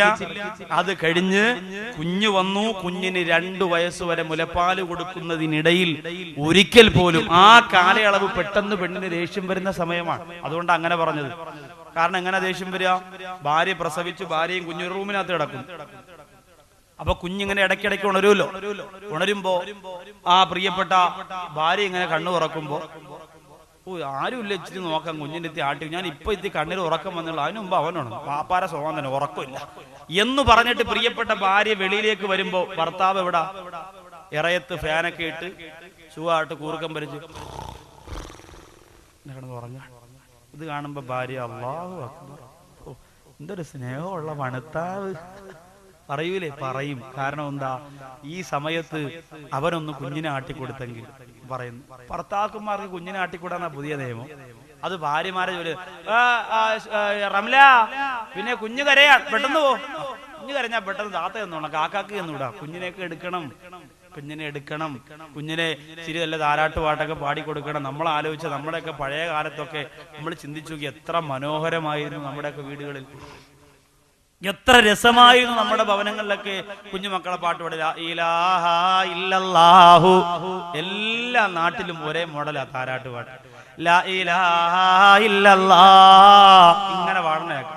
ഇന്നത് മോഡൽ മാറ്റി കായങ്കൂളം കൊച്ചുണ്ണിക്ക് സമയമായി ഇല്ലല്ലാ, കാണാക്കീനാവു തുടങ്ങ നേരമായി സല്ലല്ലാ ലാ ഇലാഹ ഇല്ലല്ലാഹു. താരാട്ട് പാട്ട് സന്ധ്യ നേരാകുമ്പോൾ ഉറക്കി കിടത്തിയ സമാധാനമായിട്ട് ശല്യം ഇല്ലാതെ സീരിയൽ കാണാലോ. സഹോദരിമാരെ ആലോചിക്കണേ, പെട്ടുപോകരുത്. കുഞ്ഞുമക്കൾ ഇത് കേട്ടാ വളരാനുള്ളത്, ഇത് കേട്ട് വളരണം. ഉപ്പമാരൊക്കെ എത്തിപ്പോയി കുഞ്ഞിനെ കൊന്നെടുത്ത് ചെറിയ ഒരു സഹായം തന്റെ ഭാര്യക്ക് ചെയ്തു കൊടുക്കണം. അതൊക്കെ നമുക്ക് ആവശ്യമാണ്. ചെയ്യുമ്പോഴല്ലേ സന്തോഷം ഉണ്ടാവുള്ളൂ. ഏത് കുഞ്ഞാണെങ്കിലും തൊട്ടിലിൽ നിന്ന് കൈയെടുക്കുക, അപ്പോഴേ ഉണർന്നിരിക്കും. കൈവച്ച് ഇങ്ങനെ ആട്ടിക്കൊണ്ടിരുന്നാ കിടക്കും, പതുക്കെ വന്ന് അപ്പോഴേ ഉണരും. ഇത് കുഞ്ഞുങ്ങളുടെ ഒരു ശാസ്ത്രമാണ്. ഉമ്മ തൊട്ടിലിൽ നിന്ന് കൈയെടുത്താൽ അപ്പോഴേ അവൻ വിളിക്കും. അതുകൊണ്ട് പുതിയ തൊട്ടിലായി. ഇപ്പം ഒരു തൊട്ടിൽ വാങ്ങിച്ചിട്ട് അടുത്ത പ്രസവം വരെ ആട്ടം മതി, അടുത്ത പ്രസവം വരെ ആടിക്കൊണ്ടിരിക്കും, പിന്നെ ഓഫാക്കണം. ഏതായാലും സഹോദരങ്ങളെ, ഈ സമയത്ത് അള്ളാഹു നിങ്ങൾക്ക് തരുന്ന വലിയ ഭാഗ്യമാണ് ഗർഭവതിയാവുക എന്നതും പ്രസവിക്കുക എന്നതും. ഐഷാ ബീവി റളിയല്ലാഹു അൻഹ ഒരു കുഞ്ഞിനെ പോലും പ്രസവിക്കാതെ മരിച്ചുപോയ പെണ്ണാണ്. മക്കളില്ലാത്തവരേതെങ്കിലും പെൺകുട്ടികൾ ഈ സദസ്സിലുണ്ടെങ്കിൽ അവര് സങ്കടപ്പെടേണ്ട പെങ്ങളെ. റസൂലുള്ളാഹിയുടെ പ്രിയപ്പെട്ടവളായ ആയിഷത്തു സിദ്ദീഖ റളിയല്ലാഹു അൻഹ ഗർഭം ധരിച്ചിട്ടില്ല. അതുകൊണ്ട് നിങ്ങൾക്ക് കൂട്ടുണ്ട്. പക്ഷേ പ്രസവിച്ച പെണ്ണേ, അല്ലാഹു നിനക്ക് തരുന്നത് വലിയ ഒരു ഭാഗ്യമാണ്. ഇന്ന് പ്രിയപ്പെട്ട സഹോദരിമാരിൽ 90% സ്ത്രീകൾക്കും ഗർഭാശയ ക്യാൻസറാണ്. വലിയ രോഗം. കുഞ്ഞുമക്കളെ 1 വയസ്സ് 2 വയസ്സാകുമ്പോൾ ഉമ്മ മരിക്കുന്ന ഒരു പ്രത്യേക സാഹചര്യം. അള്ളാഹു കാത്തിരക്ഷിക്കട്ടെ. നമ്മുടെ മക്കൾക്ക് ഉമ്മയില്ലെങ്കിൽ ആരെ നമ്മൾ പകരം വെക്കും? നിങ്ങൾ ആലോചിച്ച്, ആരെ പകരം വെക്കും? വളർന്നു പോയതിനു ശേഷമാണെങ്കിൽ, മക്കൾക്ക് 10-20 വയസ്സായി, ഇതിനു ശേഷമാണ് ഉമ്മ മരിച്ചതെങ്കിൽ കുഴപ്പമില്ല. അവർക്ക് ഉമ്മാടെ ഒരു സഹകരണത്തിൽ നിന്ന് വിട്ടു നിൽക്കാനുള്ള അവസരം അവർക്ക് കിട്ടും. 2 വയസ്സുള്ളപ്പോ, 2.5 വയസ്സുള്ളപ്പോ, 3 വയസ്സുള്ളപ്പോഴൊക്കെ മരണപ്പെട്ടാലോ, സുബ്ഹാനല്ലാഹ്, അത് വല്ലാത്ത സങ്കടം തന്നെ. വലിയ രോഗങ്ങൾ, കഠിനമുള്ള രോഗങ്ങൾ. അള്ളാഹു ഇന്ന് ഈ ലോകത്തിന് വല്ലാതെ വിഷമിപ്പിച്ചുകൊണ്ടിരിക്കുന്ന വലിയ രോഗങ്ങൾ, അത് കുടുംബത്തിന് വന്ന് നഷ്ടപ്പെട്ടു പോകുമ്പോ എന്റെ പ്രിയപ്പെട്ട ഭാര്യമാര് ചിന്തിച്ചോ, അള്ളാഹു തന്ന അനുഗ്രഹത്തിന് പഴി പറയല്ലേ. ആ സമയത്ത് ഭർത്താവിനെ വണങ്ങി, ഭർത്താവിനെ അനുസരിച്ചുകൊണ്ട് തന്നെ ജീവിക്കണം. ഭർത്താക്കന്മാരോ, ഭാര്യമാര് പ്രസവിച്ചാൽ അള്ളാഹുവിന് നന്ദി രേഖപ്പെടുത്തണം. ഇല്ലാതെ ഭാര്യ പ്രസവിച്ചു എന്നറിയുമ്പോ കുപ്പിയെടുക്കല്ല വേണ്ടത്, കള്ളുകുടിക്കല്ല വേണ്ടത്. കൂട്ടുകാരോട് പറയുന്നു, മോനാണ് പിറന്നത്, ആൺകുട്ടിയാണ്, അതുകൊണ്ട് നമുക്കൊന്ന് കുപ്പിയെടുക്കാം എന്ന് പറഞ്ഞുകൊണ്ട് കള്ളുകുടിക്കാർ പാർട്ടി നടത്തുകയല്ല എന്റെ പ്രിയപ്പെട്ടവരെ വേണ്ടത്. ഏറ്റവും അധികം നമ്മൾ സന്തോഷിക്കുന്നതൊക്കെ ആൺമക്കൾ പിറക്കുമ്പോഴാണല്ലോ. പെൺകുട്ടി പിറന്ന സന്തോഷം വളരെ കുറവാണ്. പെൺകുട്ടി പിറക്കുന്നത് വലിയ ഭാഗ്യമാണ്. ഏറ്റവും നല്ല വലിയ ആലിമീങ്ങൾക്കൊക്കെ അള്ളാഹു ഒരു മോളെങ്കിലും കൊടുത്തിട്ടുണ്ട്.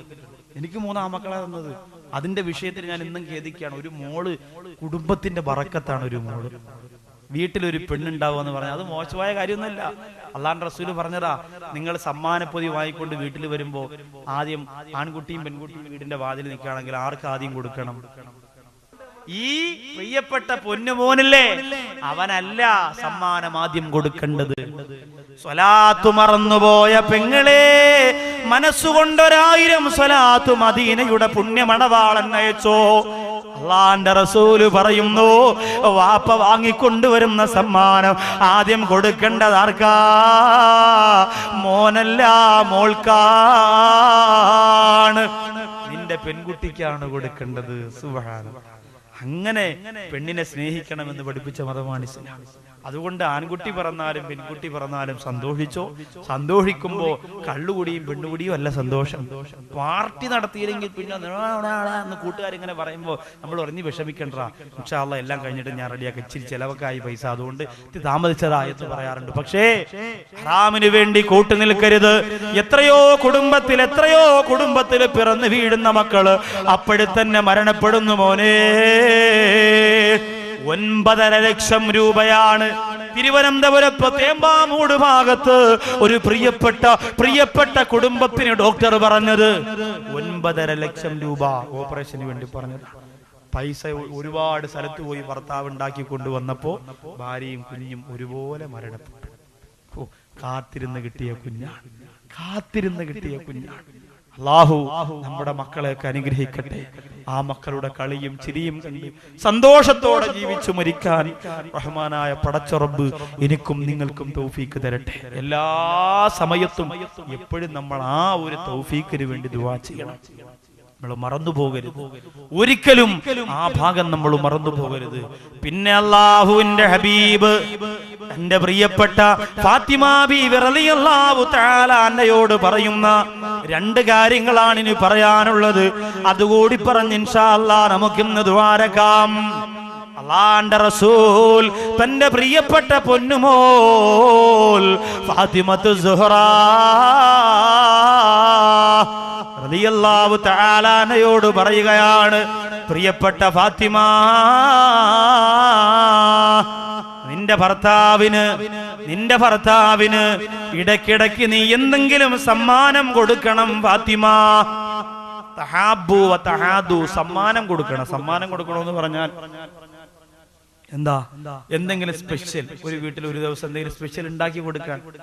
ഇന്ന് എന്റെ ഇക്കാക്ക് ഇതാണ് സ്പെഷ്യൽ എന്ന് പറഞ്ഞ് ഒരു വെറൈറ്റി പലഹാരം ഉണ്ടാക്കി കൊടുക്കും. ഇല്ലെങ്കിൽ അതുപോലെ എന്തെങ്കിലും ഒരു സാധനം ഉണ്ടാക്കി കൊടുക്കുന്നു. ഇല്ലെങ്കിൽ നിന്റെ കുടുംബത്തിൽ ആരെങ്കിലും ഹജ്ജിന് പോയിട്ട് വന്നു അല്ലെങ്കിൽ ഗൾഫിൽ നിന്ന് വന്നു, പെട്ടി തുറന്നു വെച്ച് നിനക്ക് എന്ത് വേണം, അപ്പോഴേ മനസ്സിൽ ഓർമ്മിക്കണം ഇതെന്റെ ഭർത്താവിനാന്ന് പറഞ്ഞ് ഒരു അത്തറോ എന്തെങ്കിലും, ഒരു മുണ്ടോ ഒരു വാച്ചോ എന്തെങ്കിലും. ഞാൻ ഒരു സരസിൽ ഒരു വാച്ച് ലേലം ചെയ്തു. നമ്മുടെ നാട്ടിലൊക്കെ ലേലമൊക്കെ ഉള്ള വാച്ചിന്റെ സരസ് ലേലം ചെയ്തപ്പോ ആ വാച്ച് 18 രൂപയ്ക്കോ 19,000 രൂപയ്ക്കോ ഒരു സഹോദരി പിടിച്ചെടുത്തിട്ട് എന്താ എഴുതി തന്നെന്നറിയോ? എന്റെ പ്രിയപ്പെട്ട ഉസ്താദേ, എന്റെ ഭർത്താവ് ഞാൻ ആവശ്യപ്പെടുന്നതെല്ലാം ഗൾഫിൽ നിന്ന് എനിക്ക് കൊണ്ടുതരാറുണ്ട്. പക്ഷേ എന്റെ ഭർത്താവിന് തിരിച്ച് ഞാനൊരു സമ്മാനം കൊടുത്തിട്ടില്ല. അങ്ങനെ തിരിച്ച് എന്റെ ഭർത്താവ് ഇനി ഗൾഫിൽ നിന്ന് വരുമ്പോ എനിക്ക് കൊടുക്കാൻ ഏറ്റവും വിലപിടിപ്പുള്ള ഒരു സമ്മാനമാണ് ഇത് എന്ന് ആ സഹോദരി പറഞ്ഞു. എന്റെ ഭർത്താവിന് തിരിച്ചു കൊടുക്കാനുള്ളത്. എന്റെ സഹോദരിമാരോട് പറയാനുള്ളത്, ഭർത്താക്കന്മാർക്ക് നിങ്ങൾ തിരിച്ചു കൊടുക്കാനുള്ളത്, ഏറ്റവും അധികം കൊടുക്കാനുള്ളത് ദുആ മാത്രമാണ്. നിങ്ങളുടെ ദുആ നിങ്ങളുടെ ഭർത്താക്കന്മാർക്ക് ആവശ്യം. ഒരു സഹോദരൻ സൗദിയിൽ നിൽക്കുന്നുണ്ട്. 6,200 രൂപ ശമ്പളം. ഇവിടുത്തെ ഭാര്യയെ നോക്കണം, മക്കളെ നോക്കണം, എല്ലാം ചെയ്യണം. ഞാൻ ചോദിച്ചു, ഇത് നിർത്തിയിട്ട് എന്തേ നാട്ടിൽ പോവാത്തത്? 3 വർഷമായി നാട്ടിൽ വരാതെ ഇവിടെ നിൽക്കും. ആ സഹോദരൻ കരഞ്ഞുകൊണ്ട് പറയാൻ, ഞാൻ പോണമെന്നുണ്ട്, എന്റെ ഭാര്യയും മക്കളും ഒക്കെ വലിയ സങ്കടത്തിലാണ്, അവർക്ക് ഈ കാശൊന്നും ഒന്നിനും തികയത്തില്ല. 6,200 എന്തിനു തികയും? ഒന്നിനും തികയില്ല. പക്ഷേ ഞാനിവിടെ നിൽക്കുന്നത് എന്തിനെന്നറിയുമോ? എന്റെ പ്രിയപ്പെട്ട കഫീല് ആഴ്ചയിൽ ഒരു ദിവസം വെള്ളിയാഴ്ചയുടന്ന് വിശുദ്ധമായ ഹറം ഷരീഫിൽ പോയി ജുമുഅ നിസ്കരിക്കാൻ എന്നെ അനുവദിക്കുന്നതാണ്. ആ ഒരു സുഖമുണ്ടല്ലോ, ആ ഒരു സന്തോഷമുണ്ടല്ലോ, എന്റെ നാട്ടിൽ പോയാൽ എനിക്ക് കിട്ടില്ലല്ലോ. മാസത്തിൽ ഒരു ദിവസം എന്റെ മണവാളൻ കിടന്നുറങ്ങുന്ന പരിശുദ്ധ മദീന അകതാരിൽ സ്വപ്നം വിടരും റൗള തന്നീലുറങ്ങും പ്രവാചകരെ, മദീനത്തെ മാടപ്പിറാവുകളെ, പാറിപ്പറക്കും മിനാരമിലെ. മാസത്തിൽ ഒരു ദിവസം റസൂലുള്ളാഹിയുടെ മദീനയുടെ മിനാരത്തിന്റെ ചോട്ടിൽ പോകാം, കുബ്ബയുടെ അടുത്ത് പോകാം. വീട്ടിൽ പോയാൽ എനിക്കതിന് കഴിയില്ലല്ലോ. ഞാൻ ചോദിച്ചു, നിങ്ങളുടെ ഭാര്യയ്ക്ക് പ്രയാസമില്ലേ? എന്ന് മക്കയിൽ മദീനയിലും എന്ന് വരെ പോകാൻ പറ്റോ? എന്റെ പ്രിയപ്പെട്ടവരെ, നിങ്ങൾ ചിലവിന് തന്നില്ലെങ്കിലും കുഴപ്പമില്ല, നിങ്ങൾ അവിടെ പോയി എനിക്ക് വേണ്ടി ദുആ ചെയ്യണമെന്ന് എന്റെ ഭാര്യ ഫോൺ വിളിച്ചു പറഞ്ഞു എന്ന് സ്വാലിഹത്തായ ഭാര്യയെ കുറിച്ച് പറഞ്ഞു പോരെങ്കിൽ, എന്റെ പ്രിയപ്പെട്ട സഹോദരിമാരെ, ഇന്ന് ഗൾഫ് രാജ്യത്ത് കഴിയുന്ന ഭർത്താക്കന്മാര് മുഴുവനും കണ്ണീര് കുടിച്ചുകൊണ്ട് കഴിയുന്നവരാ. നിങ്ങളോട് പറയണില്ല എന്ന് മാത്രം. ഫോൺ വിളിക്കുമ്പോൾ സുഖമാണോ എന്ന് ചോദിച്ചാൽ സുഖമാണ്, ജോലിയൊക്കെ റാത്ത, ശരീരത്തിന് ബുദ്ധിമുട്ട് ഒന്നുമില്ല, ഒരു കുഴപ്പമില്ല എന്ന് പറയുമ്പോഴും ചിലപ്പോ വലിയ വലിയ ഹോസ്പിറ്റലിൽ ചികിത്സയിലായിരിക്കും, ചിലപ്പോ വലിയ കഷ്ടപ്പാടിലായിരിക്കും, ചിലപ്പോ വലിയ ദുഃഖത്തിലും ദുരിതത്തിലുമായിരിക്കും. നിന്നതൊന്നും അറിയിക്കുന്നില്ല. ഒരു സഹോദരന് അവിടെ പോയിട്ട് ഈ ചിക്കൻ ബോക്സ് എന്ന് പറയുന്ന രോഗം, ശരീരം നിറച്ച് വെള്ളം നീര് വന്ന് പൊക്കിള് പോലെ ഇങ്ങനെ കെട്ടി വന്നിട്ട് അതിങ്ങനെ പൊട്ടി പോകുന്നു. ചൂടുപനി, അതിനാണ് ഇവിടെ പറയുന്നത് നാടൻ ഭാഷ ചൂടുപനി. ഈ രോഗം വന്നാൽ പിന്നെ ആര്യവേപ്പിന്റെ ഇലയൊക്കെ ഇങ്ങനെ വിരിപ്പിലിട്ട് ചൂട് വരാതെ ഇങ്ങനെ കിടക്കണം. ഇതൊക്കെയാണ് സാധാരണ നാടൻ ശൈലിയിലുള്ള രീതിയും ചികിത്സയൊക്കെ. എത്ര പേര് കൂടെ നിൽക്കണം, എന്തെല്ലാം ചെയ്തു കൊടുക്കുക, വലിയ ബുദ്ധിമുട്ടാണ്, വലിയ പ്രയാസം. ഈ രോഗം വന്നപ്പോഴാണ് ഗൾഫ് ജീവിതത്തിൽ ഞാൻ ആദ്യം കരഞ്ഞത് എന്നൊരു സഹോദരൻ പറയാം. അദ്ദേഹം പറയുന്നു, ഈ രോഗം വന്ന് 2 ദിവസം ജോലിക്ക് പോയില്ല, 3ന്റെ അന്ന് കഫീൽ വന്ന് പിടിച്ചിറക്കിക്കൊണ്ട് പോയി. ആ സഹോദരനെ ഈ അറബികൾ ഷാളിന്റെ മുകളിൽ ഇങ്ങനെ ഇടുന്ന ഒരു സാധനമുണ്ട്, വട്ടെന്നോ തട്ടെന്നോ എന്താ പറയാ, അതിട്ട് ഉപദ്രവിച്ചു. ആ സഹോദരൻ പറയാണ്, എന്റെ വീടിന്റെ അവസ്ഥ ഞാൻ ഓർമ്മിച്ചു പോയി, എന്റെ ഭാര്യയും എന്റെ ഉമ്മയെയും കുറിച്ച് ഞാൻ ചിന്തിച്ചു പോയി. പനി വന്നാൽ എന്റെ ഉമ്മച്ചി എന്റെ അടുത്തൊന്നും മാറാതെ എന്റെ കൂടെ നിൽക്കുകയായിരുന്നു. പക്ഷെ ഇവിടെ വന്നിട്ട് എനിക്കതിനൊന്നും കഴിഞ്ഞില്ല. ഈ രോഗം വന്നൊരു കൂട്ടുകാരന്റെ സഹായം പോലും ഒരു ഗ്ലാസ് വെള്ളം കുടിക്കാൻ എനിക്ക് കഴിഞ്ഞില്ല. 2 ദിവസം അങ്ങനെ കഷ്ടപ്പെട്ട് പട്ടിണി കിടന്നിട്ട് 3ന്റെ അന്ന് അറബിയുടെ അടികൂടി കിട്ടിയപ്പോ വല്ലാതെ കരഞ്ഞുപോയി. ഉസ്താദ്, നിങ്ങളോട് പറയാതെ, നിങ്ങളെ അറിയിക്കാതെ കഷ്ടപ്പാടും ദുഃഖവും ദുരിതവും മൂടി വെച്ചുകൊണ്ട് പുഞ്ചിരിച്ചുകൊണ്ട് കഴിയുന്ന എത്ര ഭർത്താക്കന്മാരുണ്ടെന്നറിയോ? അവരുടെ പൊരുത്തത്തോടുകൂടി എന്റെ പ്രിയപ്പെട്ട സഹോദരിമാര് ജീവിക്കണം. അവരുടെ കണ്ണീർ, അവരുടെ ശാപം നിങ്ങൾ ഏറ്റുവാങ്ങരുത്. അല്ലാഹു കാത്തിരക്ഷിക്കട്ടെ. അതുകൊണ്ട് ഭർത്താവിന് ഭാര്യമാർക്ക് കൊടുക്കാനുള്ള സമ്മാനം അവർക്ക് വേണ്ടിയുള്ള ദുആയാണ്.